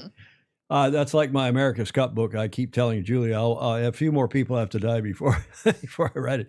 But, that club, back to Long Beach Yacht Club, and these teams and judges and umpires now come from around the world, and they make friends with the local families, and they stay in the club hosts everybody in club member homes. I mean, the teams, like John Sangmeister has been hosting Ian Williams and his team, which is, 6-7 people by the time, maybe more by the time you count some supporters and so on, for years.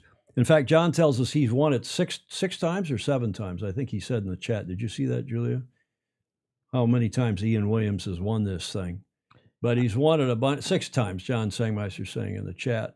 But the club does a fabulous job. Bravo Zulu to them. This is what Magnus had to say about Chris Poole. On form, though, it's hard to look beyond Riptide Racing, the name of his team, to complete what he called, a Brit called the three-peat. And yes, Clark Chapin is saying, no, we would call that, and me being a hockey player, I'd call that a hat trick. But I was using, when I put that in the lower third, that's what Magnus called it, a three-peat, especially with Williams benching himself, as you just said. He's going to be down in Rio, so he will not be there this year in Long Beach. That is Ian Williams. Competition will come from past winner Yanni Berenson, whom you mentioned just now, and who last won back in 2009 and would love another crimson jacket for his locker, so said Magnus the Magnificent. There's another look at the club. Nice. Well, your photographer, Ian Roman, he's back with you this year? Yeah, he's, I don't know how many years he's been with us now, but he will be back. And he puts the drone up when he's allowed to and takes a lot of the static pictures. We'll also have the live TV crew back again this year, so there'll be daily footage and updates for the first few days, and then the last 3 days will be full live. And I think it's usually like a 5-6 hour, runs throughout the day with the dulcet tones of Tucker Thompson on the pier and microphone with various guests that he can pull in to join him. So always great fun. So we try and cover it together with the club as best as possible. But we're assured of great photographs again this year, and we've rarely been failed with the conditions there. So looking forward to it. Be a good one. Yeah, Andrew Pindar, who of course has been involved with Ian Williams for years, he says, speaking of the stories in your book, he says some of the stories and photos are my retirement fund. That's like it's like my book, I may have to have Magnus the Magnificent ghostwrite my book. He's glib, but he's so good. He's got to come and do the tour book first. So, yeah, I reckon there's a few people sweating at the keyboard now, looking like hell. Including sailors. Have to be careful. Well, this was Magnus's fine. Speaking of Magnus, this was his final comment when he wrote that it was on the 31st. So on Monday, he posted his long piece on the Congressional Cup. He says, all eyes are on the superb Long Beach Yacht Club from the 30th of April through the 4th of May. Stories will be written, legend status attained, and the chance for someone to get their hands on one of the most stunning pieces of silverware in our beloved sport. Okay, I added the word beloved. The United States... I was going to say, talking of silverware, the story Magnus put out about the America's Cup returning to Garrard and being not melted down, but dipped and everything. And I read that and I skipped a beat, because about a day or two previous to that, I had actually been on the phone to Garrard, I kid you not, and this isn't an April Fool's, to return the World Match Racing Tour trophy, which was made by Garrard in 2011, to have some engraving and a box made and everything. And I'm like, well, hell, I had to double take there and say, I better get our trophy in before they start doing any work. Did you believe his story? For a moment, yeah, I think a lot of people did. I better call Garrett and make sure that they look at our trophy first, because that's going to take. And just for a moment, and then I said, "Hang on a minute." So, yeah, thanks for that, Mag. He's a clever bloke, our friend Magnus down in Cows. I hope he's gotten over COVID. I haven't talked to him in the last couple of days, but the United States does these events so well. Wrapping up, he said here, long may the Congressional Cup retain its status in our sport. Good luck to the competitors. We'll be watching like hawks. We're trying to get Magnus over to the Congressional Cup as well this year. This year, yeah, we've been in touch. We're that'd be good. Trying to find a generous airline or someone that can help us bring him over. So we may see him on the pier yet. Well, Emirates flies to LA, but from Dubai. So I don't know if you could hop from London down to, you wouldn't. That's going a long ways backwards. But yeah, I don't know if they fly from London. I don't think they do, but who knows? Yeah, they do. We're direct London to LA. Emirates does? Oh, I don't know about Emirates. Well, I know British does, and American and United. I'm not sure. Oh, I see. Yeah. Well, I was just thinking Emirates.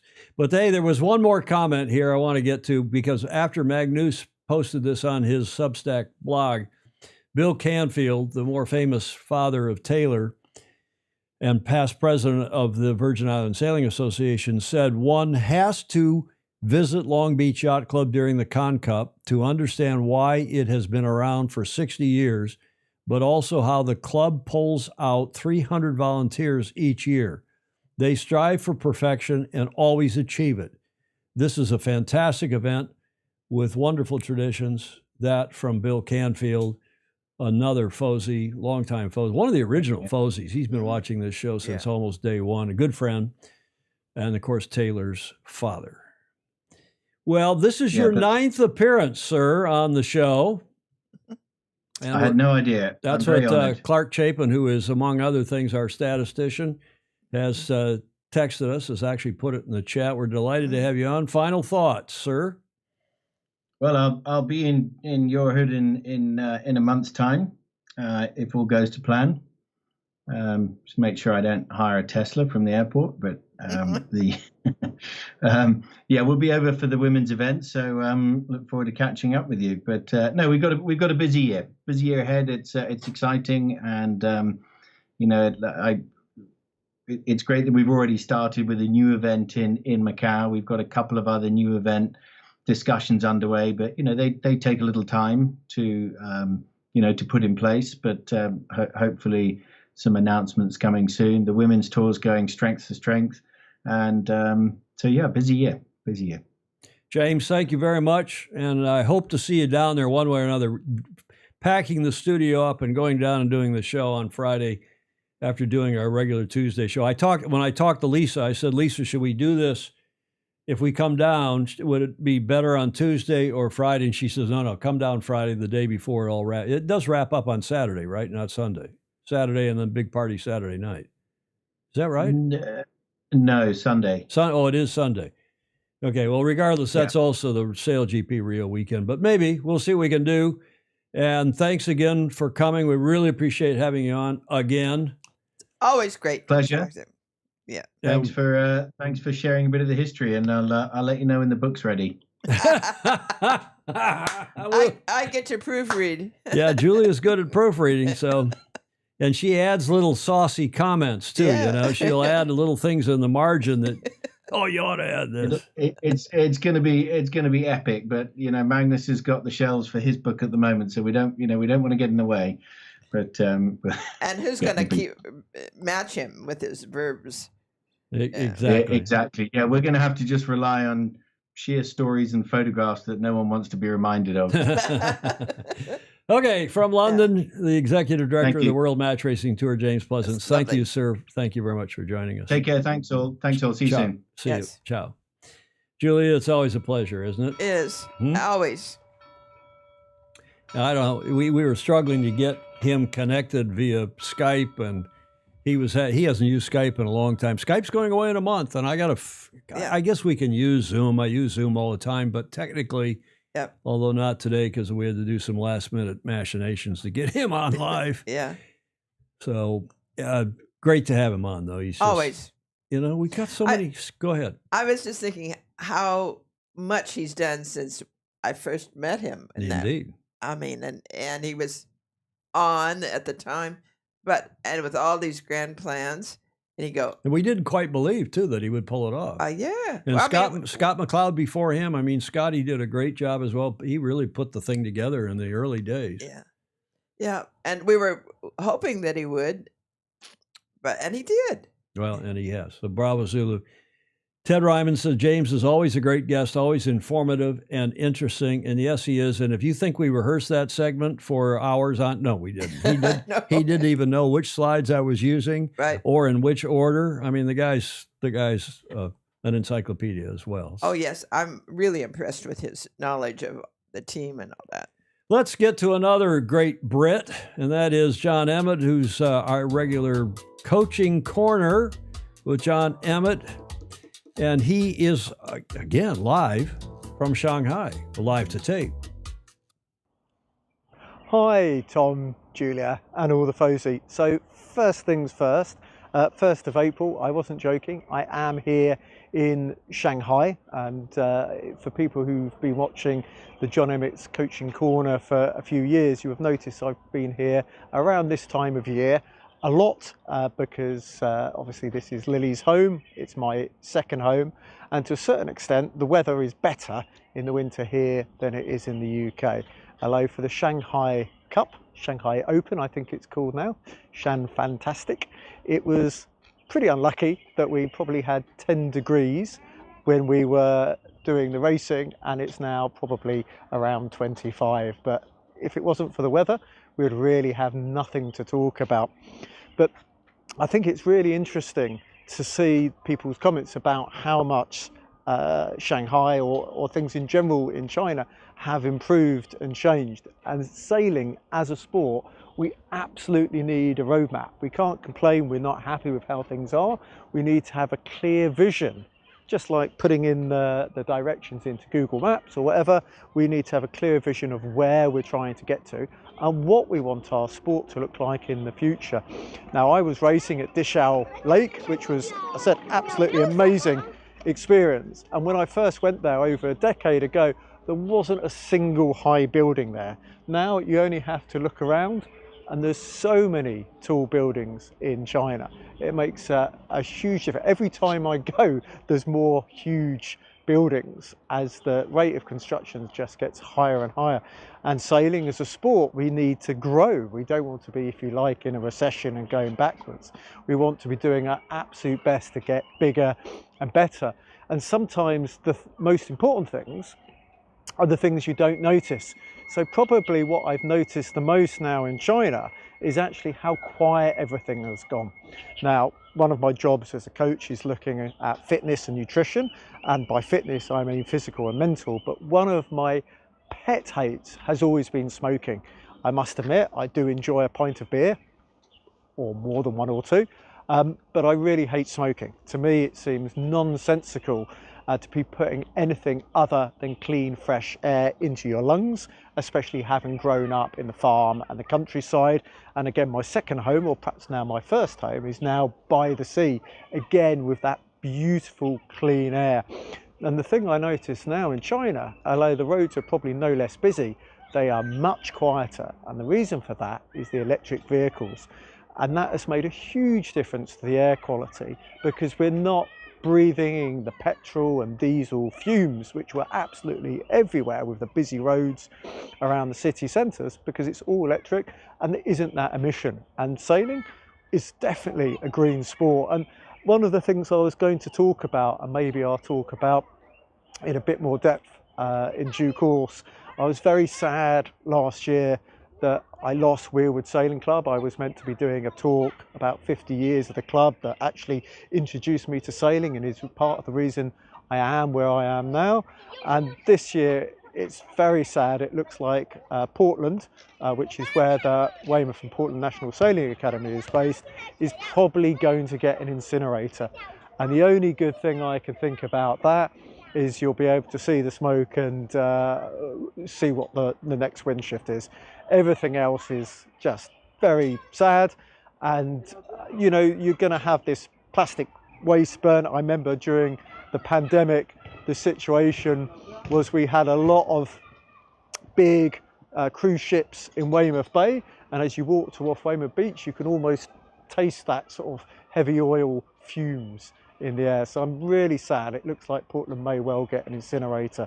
So if you haven't done so already, please share this feed, but most importantly, sail fast, sail safe, and look after your sailing venues. Look after your sailing venue and don't smoke. Two great pieces of advice from John today. John Emmett, sailing, get to the front of the fleet. And yes, how he does that, walking and talking. Yes. Patting your head and rubbing your belly. And he's got Lily apparently on the camera. Yes. She's walking backwards. She's a professional. Walking backwards, Julia. I know. And not running into anything. And I haven't been to Shanghai in 15, 20 years, I guess, but it's been a while. But what amazes me, Julia, I was going to say, is how much the world has homogenized. It used to be you'd go to China, you'd go to Germany, and things would look, everything looks the same. The kids are on the same bikes, the clothes are the same, they're wearing the same shoes, more or less. We'll see what happens after the tariffs. The trade wars. Well, if anything, hopefully it opens up more trade back and forth. Well, we'll see. Big picture, long term. But we also want to say that John has been pivotal. He's been great in promoting parasailing. There was an alliteration. Parasailing, getting it reinstated for Brisbane 2032. We are fully behind that as well here at Sailing Illustrated. We hope you are. And of course, it's up to the Aussies to get it into the Para-Olympics as a demonstration event. We know that the committee, the worldwide committee, is not going to put them in. But if we get them back in as a demonstration event in Brisbane or wherever the sailing takes place up on the Gold Coast up into the Northeast, wherever, we hope it includes parasailing. And thanks again to John for his report and for pushing that Yes. along. Good stuff. And Julia? Any other? I've not been paying I've been paying attention, but I've been reading a lot of comments. Bannerow agrees Lilly can sail, commentate, and walk backwards with a camera.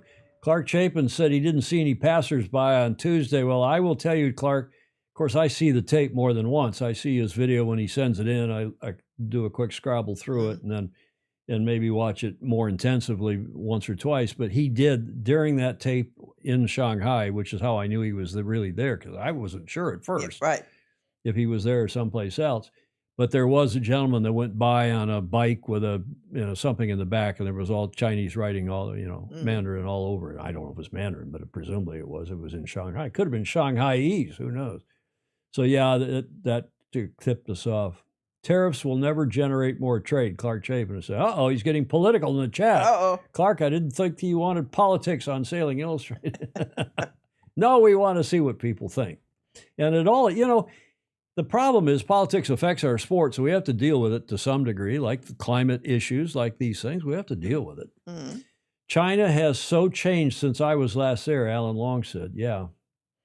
But it is a shrinking world, to be sure. And, of course, you remember the air quality in Beijing, how awful it was, way worse than L.A. even in the 60s. And, one of the cities with the worst air quality in Europe is Valencia, Spain, because it has an LA-style basin behind it, and the breeze comes in, luckily, and it pushes, there's that ring of hills, mountains really, but it's hills behind to the northwest of Valencia, and it traps in the air, and there's a lot of pollution that comes out of the industrial sector there and the cars and so on. But thankfully, you get that southeasterly sea breeze, and it blows it all away. But, man, when I used to drive into Valencia to the team base, you'd start up in our little village in Puzol, in our subdivision up there, and you could see the 1960s L.A. smog down in the basin as you were heading down the hill into Valencia. Then you could smell it when you got down to the coast. And then you could taste it. And when you got into Valencia, you swore you could taste it. It was unbelievable. So got to clean that stuff up. I totally agree with John.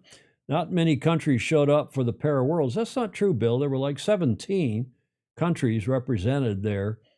And we're going to have their wrap-up video in a sec. So they actually had, not 30 or 35, which is what we'd like to see, but every little bit helps.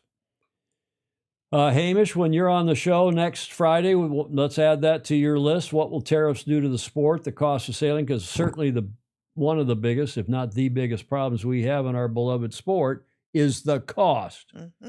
When it costs $70,000, $80,000 to buy a moth, obviously more than that to campaign a moth, $100,000 for an Olympic campaign per year, $400,000 for 4 years. Okay, you can do it for less than that, but it's astonishing how much our sport costs, whether it's at the lower level, I mean the smaller boats, up through, God forbid, the Maxis and the America's Cup. I remember first America's Cup that I was involved with raising money for was $1 million. Well, the campaigns when I got involved in 80 were like $1.5 million, $2 million, 1980. 1983, the campaigns were $4 million. Mm-hmm. And by 1987, our America 2 campaign, New York Yacht Club's campaign, Dennis's San Diego Yacht Club campaign, for Stars and Stripes, were 16 million. We had the two best funded campaigns, as far as I know, 16 million. So 4 times in 87 what it was in 83. Yeah. And of course, they've just skyrocketed. Yeah, it's really awful. There.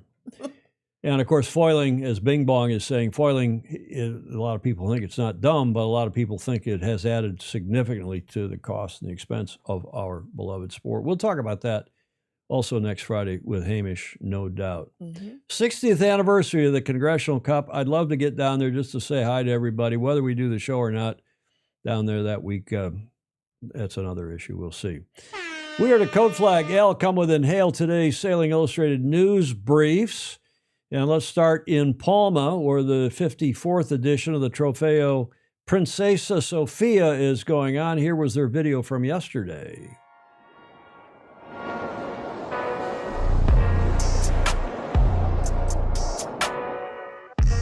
Day 4 at the 54 Trofeo Princesa Sofia Mallorca by Fergus Hotels. Today the focus was on the IQ foils, the Olympic windsurfing foiling class that were for the first time at the Olympics in Paris 2024. And with 22 knots of breeze, that was the highest we saw on day 4. It's the strongest day we've seen so far on the Bay of Palma, and that really showed up nicely for the IQ foil women. 3 different continents represented in the top 3 on the leaderboard. In 3rd place from New Zealand, Veer ten Hove, coming back from quite a long holiday, but already looking fast on the new equipment, the smaller 7.3 rig that they're using. And then in 2nd place, China's Zheng Yang, but in the lead with 2 first and 2 second places in those windy races today, it's the Olympic bronze medalist from Great Britain, Emma Wilson. I had a really good day. It was quite hard because it was really shifty and gusty. I didn't really know where to go, but it turned out all right, and I won the last 2 races, so I was pretty happy. In the men, we have quite a different top 3 compared to yesterday. In 3rd place from Denmark, we have Johan Sø. From Italy in 2nd place, and coming up from 10th position, Nico Lorena. And in 1st place, our silver Olympic medalist, Gray Morris from Australia. It's kind of just nice to be back, to discover the big fleet again, and yeah, I've had a pretty good regatta, trying to stay in the top 10, and I just bumped myself back up to the gold bib, so I'm super happy. But we still got, I think, one more big day ahead of us before the medal race series. So after the strong breeze of day 4, how do things look at the top of the leaderboards? Well, here are our leaders in all 10 fleets represented here in Palma. So tomorrow, Friday, is last day to get into the medal series, which happens on Saturday. So a really critical day coming up tomorrow. We will see you then. Hasta mañana. Hasta luego. Hasta mañana. Yeah, so they've wrapped up, obviously, over there now. It's what time? It's almost midnight there.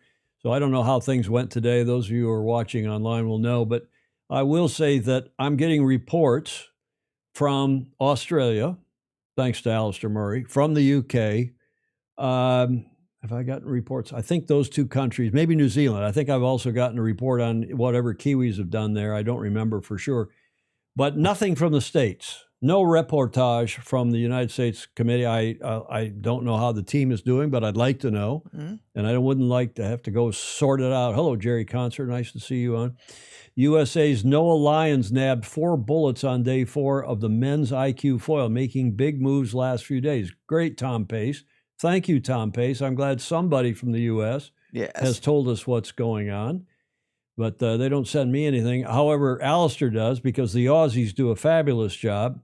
And this is before today's. You just saw Gray Morris on that video. He's first in the IQ foil, or was before today's racing. And on down, Mara, Zoe, Bryn, Ruben, Rita, Archie. So a new group doing well in the top 10. The Aussies are, and the penultimate day of racing is today, the 4th, and then the medal race tomorrow and Sunday. Is it tomorrow and Sunday, or is it all over tomorrow? I'm not sure. But good stuff from the Aussies, from the Brits, and from the Kiwis. But thank you, Tom Pace. Tom Pace, why don't you go run U.S. Sailing? I know you're down there in Pensacola, past Commodore of the Pensacola Yacht Club. There's no better person I can think of. I can think of some guys that would do as good a job, but Tom Pace ought to go run U.S. Sailing. That guy is aware, he's connected, he's a Fozy, he's a good guy. Thanks, Alistair Murray, for updating us on that little issue. Michael Menninger, do you know that name, Julia, from American Magic? 2-time winner of the Gov Cup and more. Good guy, Newport Beach, California, the great sailing family there. I know his dad, Bill, well, and his mom. Michael Menninger joins the U.S. Sail GP team as the headline a couple days ago. I've known about this. I was asked not to report on it. And when somebody tells me the truth and they ask us not to report on it, we don't. Mm-mm. But if they don't tell us the truth, or if they, don't tell us, and I find out about it, then I'm going to do a one hears. But in this case, I was asked not to say anything by a Fozy who knew about it, and I didn't. So that's our way we operate here. And that U.S. Sail GP team has added Michael, who's boasts an impressive resume, including Racing in the 37th edition of the Cup in 2024 as a wing trimmer for, as we said, American Magic. He's an alumnus of St. Mary's College, one of the great sailing colleges, unis in this country. Menninger was a 3-time All-American, college All-American, 2-time national champ, as well as a finalist for the Intercollegiate Sailing Association College Sailor of the Year, which in the States all are big deals. A former helmsman of the Red Bull Youth America's Cup, Menninger is a match racing world champion, team racing world champion, 4-time Etchells world champion. He is also a 2-time Gov Cup winner. Wow. CEO, co-owner, and strategist Mike Buckley said of Menninger's addition, quote, Michael brings valuable experience and relevant skills from the America's Cup that we believe will be a great addition to the team, unquote. He, however, will start officially not in Rio, but at the New York event, the Mubadala New York Sail Grand Prix, on June 7th and 8th, which is, I find a little weird, but maybe he's got a commitment before then. And maybe they're still sorting things out within the team. Notice there's no quote from the skipper, Taylor Canfield. I still firmly believe that Mr. Buckley should leave the boat. And if they're going to add Mr. Menninger, Michael, to the team, that's great. And how they're going to shift the people around Mac Agnesi and the others that are already on that team, time will tell. And I have some sense of what's going on there, but we'll see. I'll leave it to the team to announce. Speaking of Rio, 1 month from this weekend is the Rio Sail Grand Prix, and here's the preview.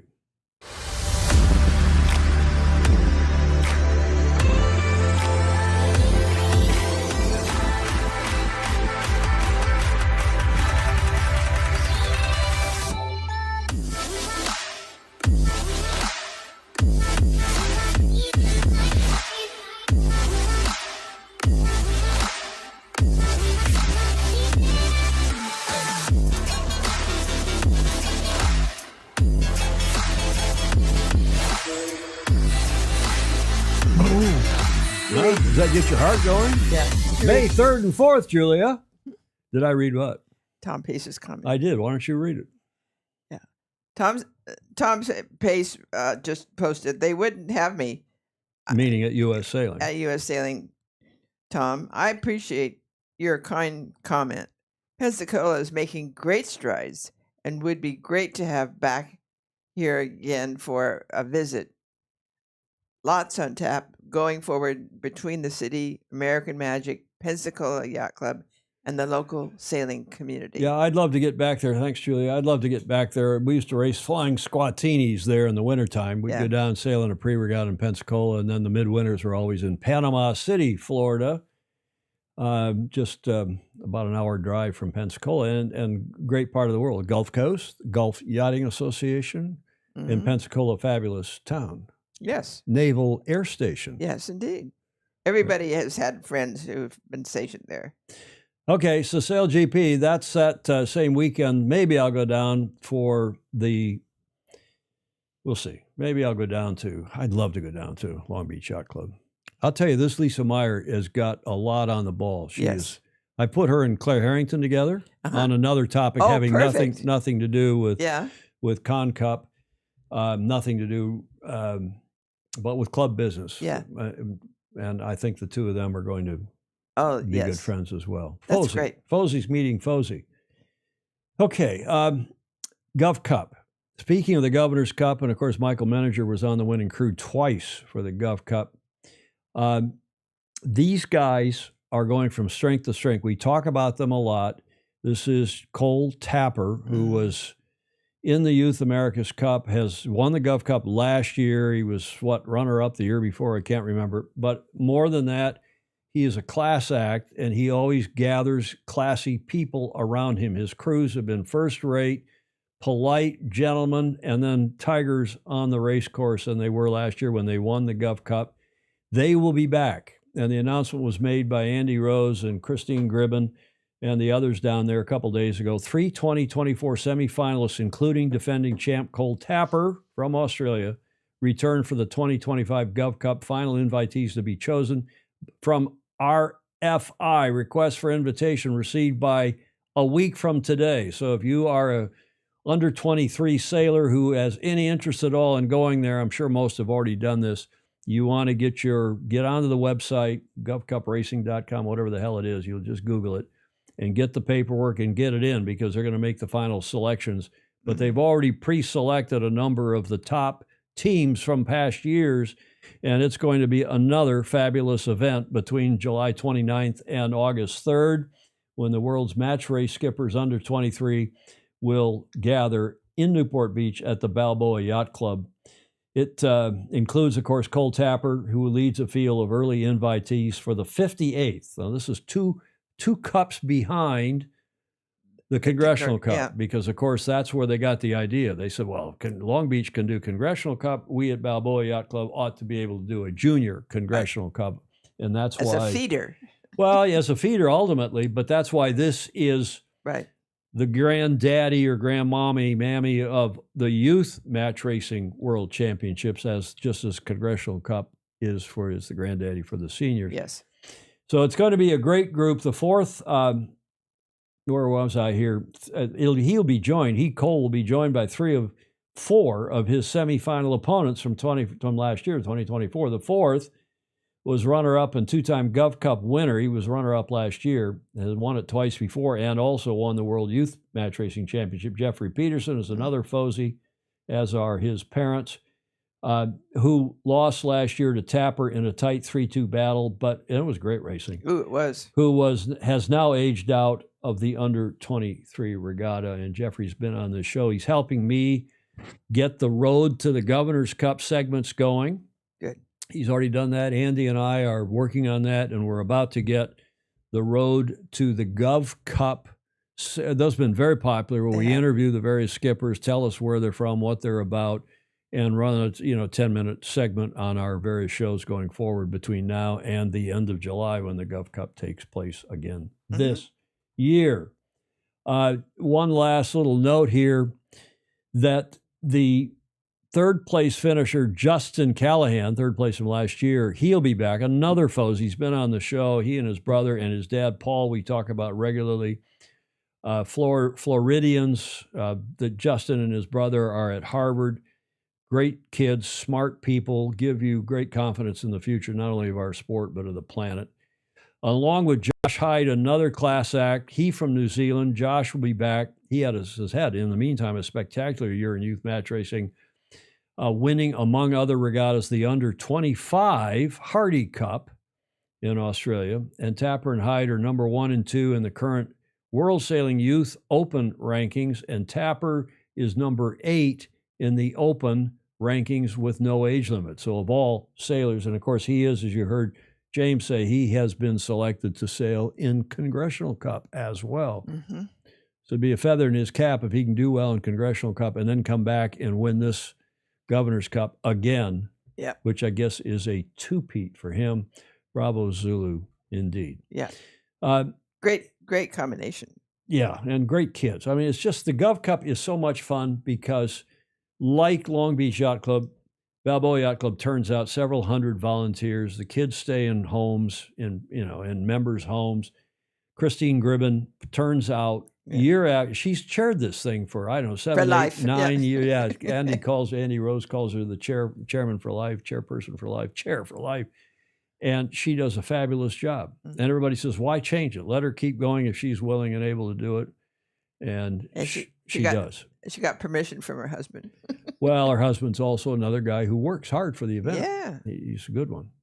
Okay, now we're changed back to Australia for a minute. At the Sandringham Yacht Club last Friday in Melbourne, this is Alistair's club, but also Chris Ferry's club. Look at this photo. This is coming in late Friday night in the J70s. They have what's called the Six Club, and that are 6 of these J70s that they use, some bought by the club, some bought by members for various club activities, including last Friday evening. They ran an informal youth member sailing session in their 6 Club J70s, followed by a Friday night function at which more than 140 youth sailors and guests were in attendance. And this was a smart thing they said, not only come and sail, but then for the party afterwards, bring guests. So the boys bring the girls bring the boys, and and it introduces that many more people to the program. Uh-huh. I mean, how smart is that? Very. You would have thought of that. Yes. But then, you went to Stanford. We'd expect that from you. So a fabulous thing going on.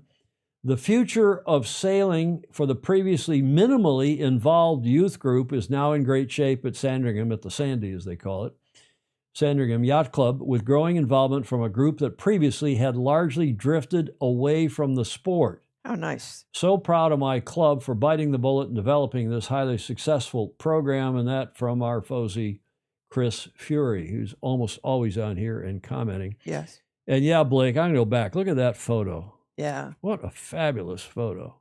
I don't know, Chris, if you took that or who did, but great stuff. And bravo Zulu to the Sandy for that. And here's just as a PS, those 6 boats, they call it the 6 Club. I asked him, what the hell's the 6 Club? And Chris texted back this morning. He says 6 boats, or last night, 6 boats, J70's funded 50% by the club and 50% by member donations. Now look at this. Then they get them to all sit down. Oh, yes. And for social media and other purposes, just for the hell of it, they get everybody to sit down and take a picture. Yeah. And if, how many kids do you think will have posted that on their Insta? All of them. Or wherever else? Yeah. And Chris Chris is on here now. He's saying he's probably been on here the whole show. He usually is. Yes, my photo. Well, Good Chris, not only is you a Fozy, you're a photo Fozy. Yep. Great stuff. Makes Bannero jealous. Rick Bannero, who is another superb photographer, has got a good idea, by the way, that we're noodling. Speaking of photos and photographers. I've traveled throughout the world, Bannero says. Australia has the best sunset day in and day out, probably related to the outback dust blowing in the wind. What? Blowing, you're da-da, my friend, blowing in, da-da, you're blowing in the wind. Yeah. Oh, man, that was bad. Speaking of photos, I just sent you a text with my first mixed tiles. Okay, Blake, thank you for that. I don't know if people have noticed, but here in the studio, I've added some mixed tiles. Where did I add them here? Well, 1 or 2, but I'm going to add some more. But did you notice, Julia, I've also added some burgees? Yes. Huh? Yes. What do you think of that? Think that's exciting. Look at up above here, I can see my hand. I've added burgees of the clubs that have sent them to us. Mm-hmm. You know that burgee on the left? Speaking of the Sandringham Yacht Club? Oh, no. That's the Sandy. Oh, that's the Sandy. That's the Sandy. Oh. And see if anybody, the one on the far right, Mentor Harbor Yacht Club, Alan Long's club. He sent us that burgee. Mm-hmm. I'm pretty sure he sent it. So we appreciate it, and we'll put your burgees up. I mean, we only got limited space here in Studio B. We can paper them. We can put them on the roof, on the ceiling. Yeah. Look at this fabulous photo. It is. Last Friday, Young Member Social at Sandringham Yacht Club in Melbourne. Great stuff. Thanks, Chris, for sending that along. Mm-hmm. That concludes today's Sailing Illustrated News Brief. Code Flag L has been lowered without a horn, Clark Chapin. This day in history, Julia, what happened on this day in history? The 4th of April, 1958. 58. Now, you saw the picture when we did our in-house tech check here. Yeah. Remember the picture? I remember the there picture. There it is. Yes. 1958. This date, meaning April 4th, 58. Now, what is the significance of this photo?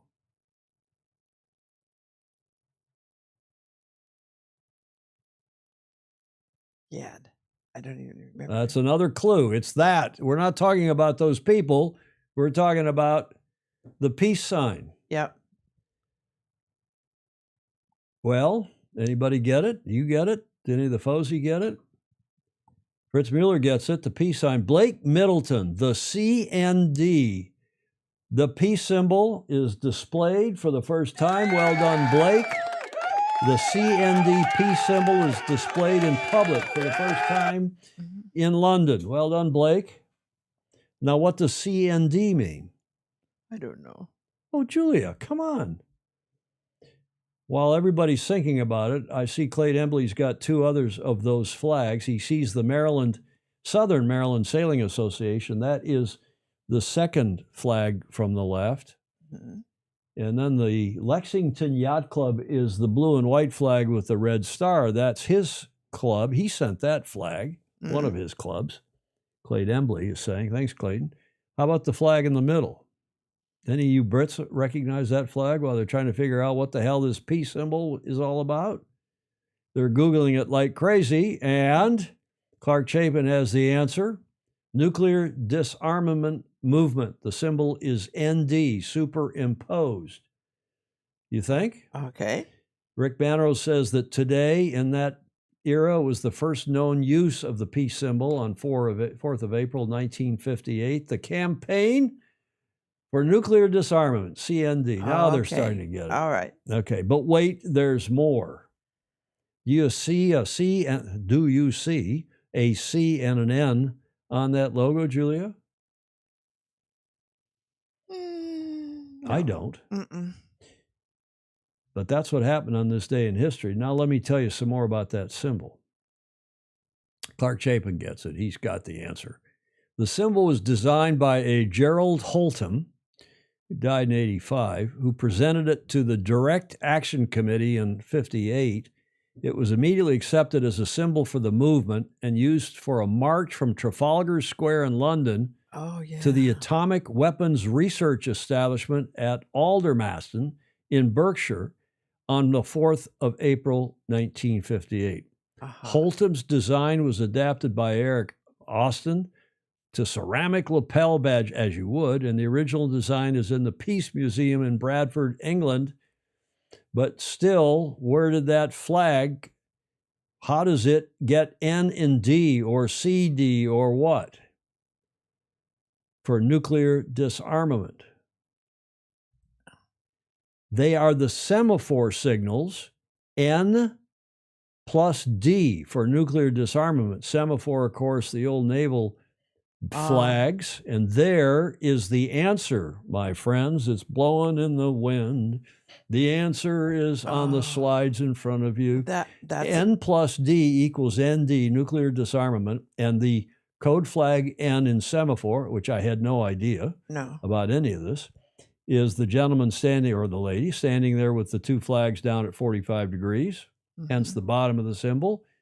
And then D, which is one flag up and one flag down, gives you the peace symbol. Well, I learned something every day.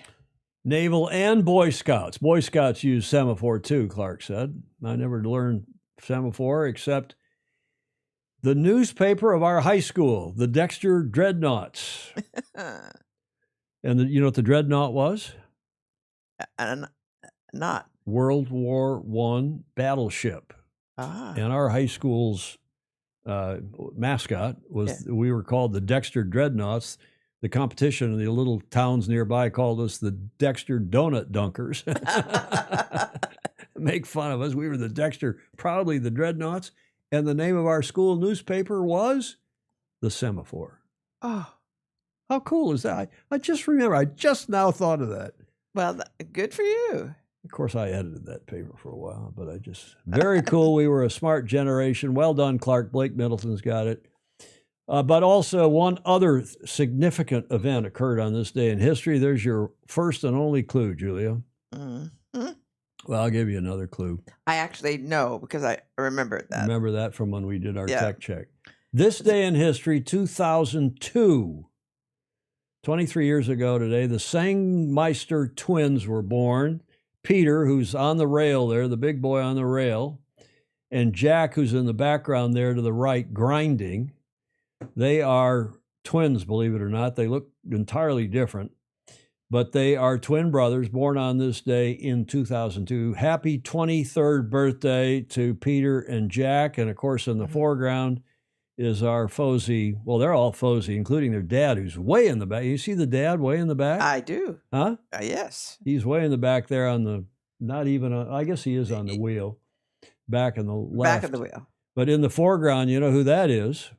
Yes. That is Bing Bong. Bong. That is William Sangmeister, and he is the one who told me about his brother's birthdays today.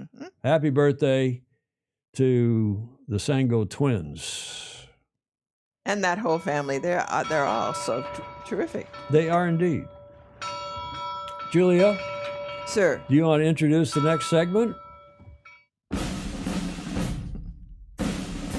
There it is. It's on your screen. Oh, yeah. Well, it's the Alistair's awesome Aussie anecdote. Exactly. And today he said, you can read it. Good day, Tom. A left field quadruple A this week. This is a great video on a topic discussed at length in the last show. The Aussie bin chicken. The bin chicken. From Alistair. Here's the video. Life survives in the harshest environments on planet Earth. Searing deserts to frozen Arctic tundra. However, there are more toxic places, our cities, and these have spawned entirely new subspecies. The Australian bin chicken. Scientists have now confirmed what many Australians have believed for decades. Once known as the white ibis, the species has evolved into a superior scavenger. From the city's rooftops, the bin chicken has spotted something. Bins. The bin chicken has adapted to feed on a never-ending food source, our waste. Its beak has also grown and adapted to be able to pierce plastic and find morsels that any other creature would deem not only inedible, but unreachable. A meal fit for a king.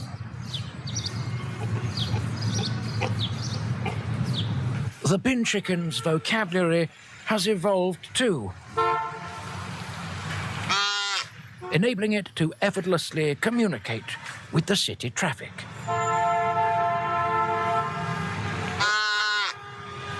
Elsewhere in the city, it's lunchtime, and the bins are full. Its metabolism is one of the fastest of any animal on Earth. One in, one out.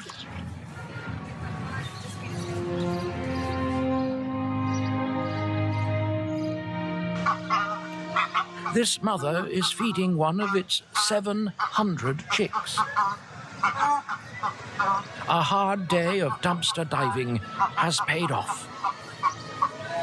This cocktail of burnt tobacco, Chico rolls, and bin juice will keep this demanding chick satisfied for the next 10 minutes. Regurgitated bin juice. Yuck. It really is an awful bird. Our waste will live on long after we humans have left this planet. The bin chickens will most likely become the dominant life form. Our polluted world will ensure a never-ending food supply.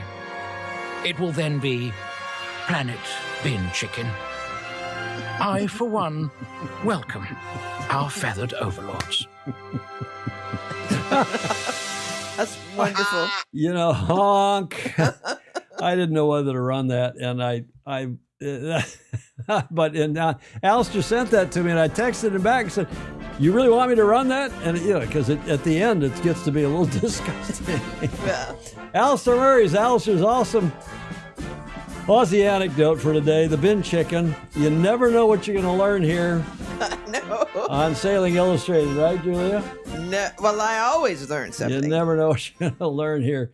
Brilliant AAAA. Love the David Attenborough. Yeah, that guy, that has to be, I don't believe that's Mr. Attenborough. Is he even still around? Is he still alive? But somebody's got him as an AI voice. Right. Because you hear that a lot on various videos. And it is superb. So bravo, Zulu. Thanks, Alistair, for that. Gets us, thankfully, to the last leg. And a true bravo, Zulu. We told you at the top of the show that we were going to run this video. I now have the wrap video from the Royal Prince Alfred from the World Championships there of the Hansa class and of the parasailing. And this is just an uplifting, fabulous video. The Royal Prince Alfred Yacht Club. And I didn't have it before Tuesday's show, but now we do, thankfully. First place, Daniel Fitzgibbon and Chris Summers.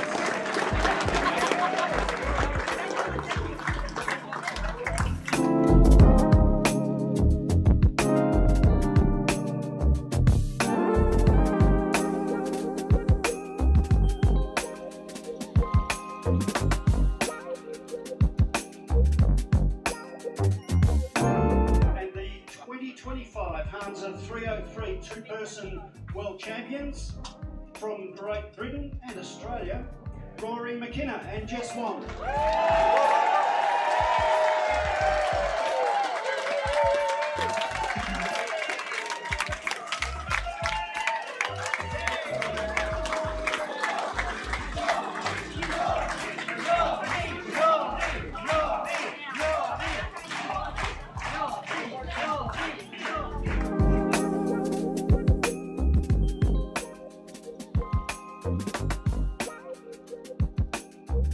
I'm so happy with it because the last time I went to Portugal, I was in the second place. So like this time I go up and I got first. I'm so happy.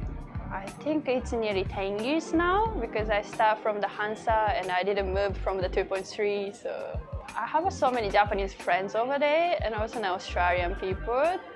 They're really friendly. But when they start racing, they're they're racing. They're nice. Sometimes but we are supporting each other. But like we are doing racing together. It was really fantastic for me.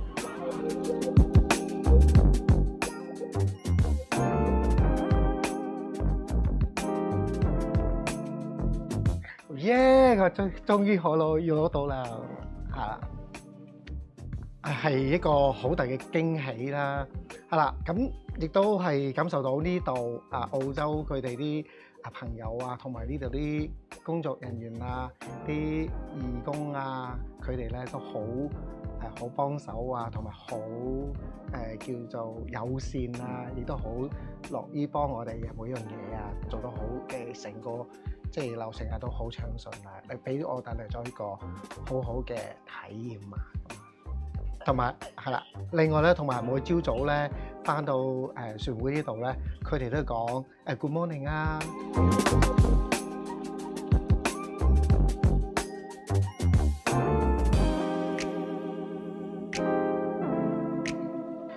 Du coup, je m'appelle Gauthier Bril, je viens du coup de France, à Nantes, à gauche de Paris. Et du coup, je navigue du coup en Hansa 303 et je navigue sur plusieurs supports J80, des bateaux quillards de sport. Et depuis pas beaucoup longtemps, je suis aussi de la course là, je suis un Mini 650. En fait, c'est une très grande récompense du coup parce que ça fait 1 an que je travaille pour essayer de pouvoir gagner cette compétition. Donc, je remercie quand même tous ceux qui m'entourent, toute mon équipe, et puis toujours content de pouvoir retrouver tous les autres concurrents sur l'eau. Oui, c'est une très belle récompense du coup. Ça veut dire qu'on est quand même de plus en plus nombreux du coup là sur ces championnats du monde. Ça a évolué quand même depuis 4 ans. Le niveau manque tellement, donc non, c'est une très belle, comment peut-on dire, un très beau résultat. Merci beaucoup et puis je remercie vraiment le club de nous avoir accueillis, les Australiens aussi, et puis le comité, les concurrents et puis tout le monde.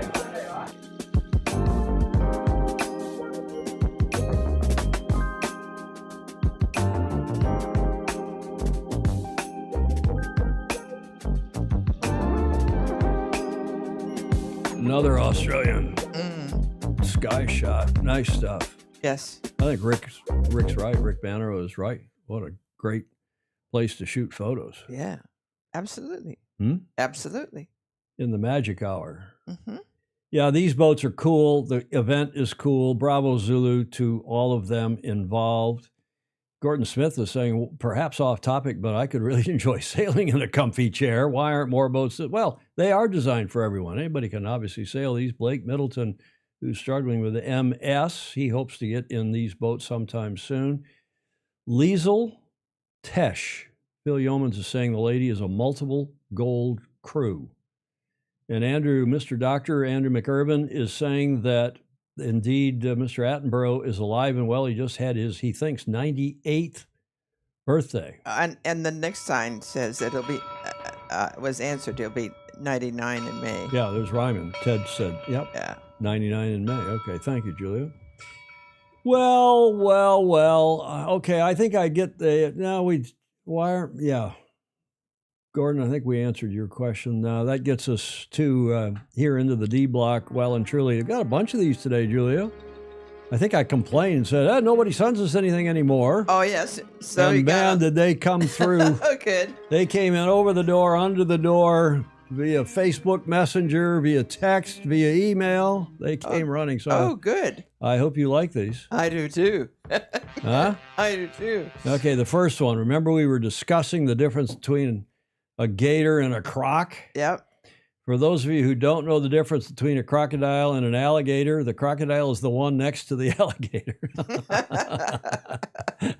That from Batten Cannon. Baton Rouge is his nickname on here, from Charleston. So which one is the gator and which one is the croc, Julia? I think that the croc has a long nose. Think the croc is on the right? Yeah. And the alligator's on the left? Yeah. See you later, alligator. Mm-hmm. Come on in the chat. People in the chat will know that. So far, not a comment. They're typing away, probably Googling it. We've covered this before, yes, we but have. never graphically. Obviously the alligator is the one next to the crocodile, Julia. But that's true. I recognize that. The gator is the one on the left. The croc is on the right. The crocodile will see you after a while. Croc is on the right. Okay, the croc, you were right. Julia has the pointed nose. The gator has the more flat bill nose. Okay. The gray, Claire Harrington, the gray one. Oh, yes, I recognize it. Yes. Oh, my goodness. The round nose looks like the shoe, Rick Banner was saying. Okay. Yeah. Oh, I misspelled Clayton Embley in the graphics department here. Uh-oh. But Clayton sent us this one. Roger is embarrassed on the very first day of class in Fencing 101. Clayton, I'm sorry to spell your name wrong. I know how to spell it, obviously. So that one, apropos, the big going on in this country, I don't understand why men want to compete against women, but the Fencing Federation apparently has allowed a male to compete against women in some fencing competition. It's been all over the news here in the last couple of days. And the lady took her knee and said, "I'm not going to fence you, sir." And that was a big deal in the news. So I thought we'd run that. I'm not sure that's why Clayt sent it to us, but I thought it was good. Okay, but while we're on political matters, this one, left, right, or center, we can all make fun of ourselves. This from Mr. Doctor saying that Make America Great Again hat is now $100. It's made in China. Thank you, Andrew, for sending that along. Julia? Yes? You want to read this one? I have a half brother. Different mothers? Shark attack. Apropos our discussion about EBS, eaten by sharks, I think Ted Ryman sent that one along. That's a good one. And then the boy asking his father, why do powerboats exist? You like that? Yes. Some people never learned how to sail. Ryman also sent that. Clean. When Ryman sends a clean one, I use it. Yes. Julia? Yes, yes. Clean one. Now, several people sent this one to me. I don't know what this is. It's not an April Fool's joke. I believe that is not AI. I believe that's the real deal. Apparently, it's in the Patagonia region down in South America. And apparently that boat is really sailing on a three-wheeled trailer. And you'll see the tillers apparently attached to the rear wheel, so that it can be steered. Do you think that is correct or crutonic? I think it's a great idea. I don't know several people sent that. I hope somebody knows more about that than I do. Or whether I know more about it, whether it's true, correct, or crutonic or not. Okay, there's the empty road. There's the Patagonia, I guess. And finally, apropos the next America's Cup, maybe. Although I'm not sure this is why she sent it to us. I think she just thought because it was clever. Mhm. Besides, that looks like a pyramid, so that would be Egypt, not Saudi Arabia, Yep, right? right. Claire Harrington sent that, Vice Commodore of the New York Yacht Club. I'd rather be sailing. Right, Julia? Right. And at this point in the show, we get to the finish line, and you like to say, Oh, don't miss this wonderful opportunity to like, follow, and share. We get lots of brownie points for that. Please do it. We get some, and we appreciate it very much. Clayton Embley thinks that was done in Las Vegas, not in Patagonia. Mark Holland thinks it was done in the desert, ship of the desert. I don't know, more reliable than a Tesla truck. Well, at least nobody's putting Nazi signs on it. Mhm. I don't know. Comments are welcome, even in replay. As many of you do watch a replay, we appreciate very much also your support via Patreon. Those of you who do it, give us a few bucks a month or more. Patreon.com/join/Sailing Illustrated. Thank you all for your support. And finally, thank you to everybody who gave us for this 2 hours and 11 minute show today. All of the people who contributed to the show with images, video, and audio. There is the list, Julia. Yep. And do you have any final thoughts? No, I'm impressed that you really know all of those things and can edit it on the spot. Well, you saw a little bit of that this morning. That's right. They add and subtract, just going through it. Well, that and $3.85 doesn't buy you a Starbucks, so it's worth it's worth what you pay for it, which is why we so appreciate those who do give us a few bucks a month or more to keep us on the air, because we do have streaming costs and equipment costs in our studio. We keep upgrading little by little. I added, see this monitor right here? Mm-hmm. I added that monitor. Do you know why? That is the program. That's what's on the air. And what in TV we call a confidence monitor. Mm-hmm.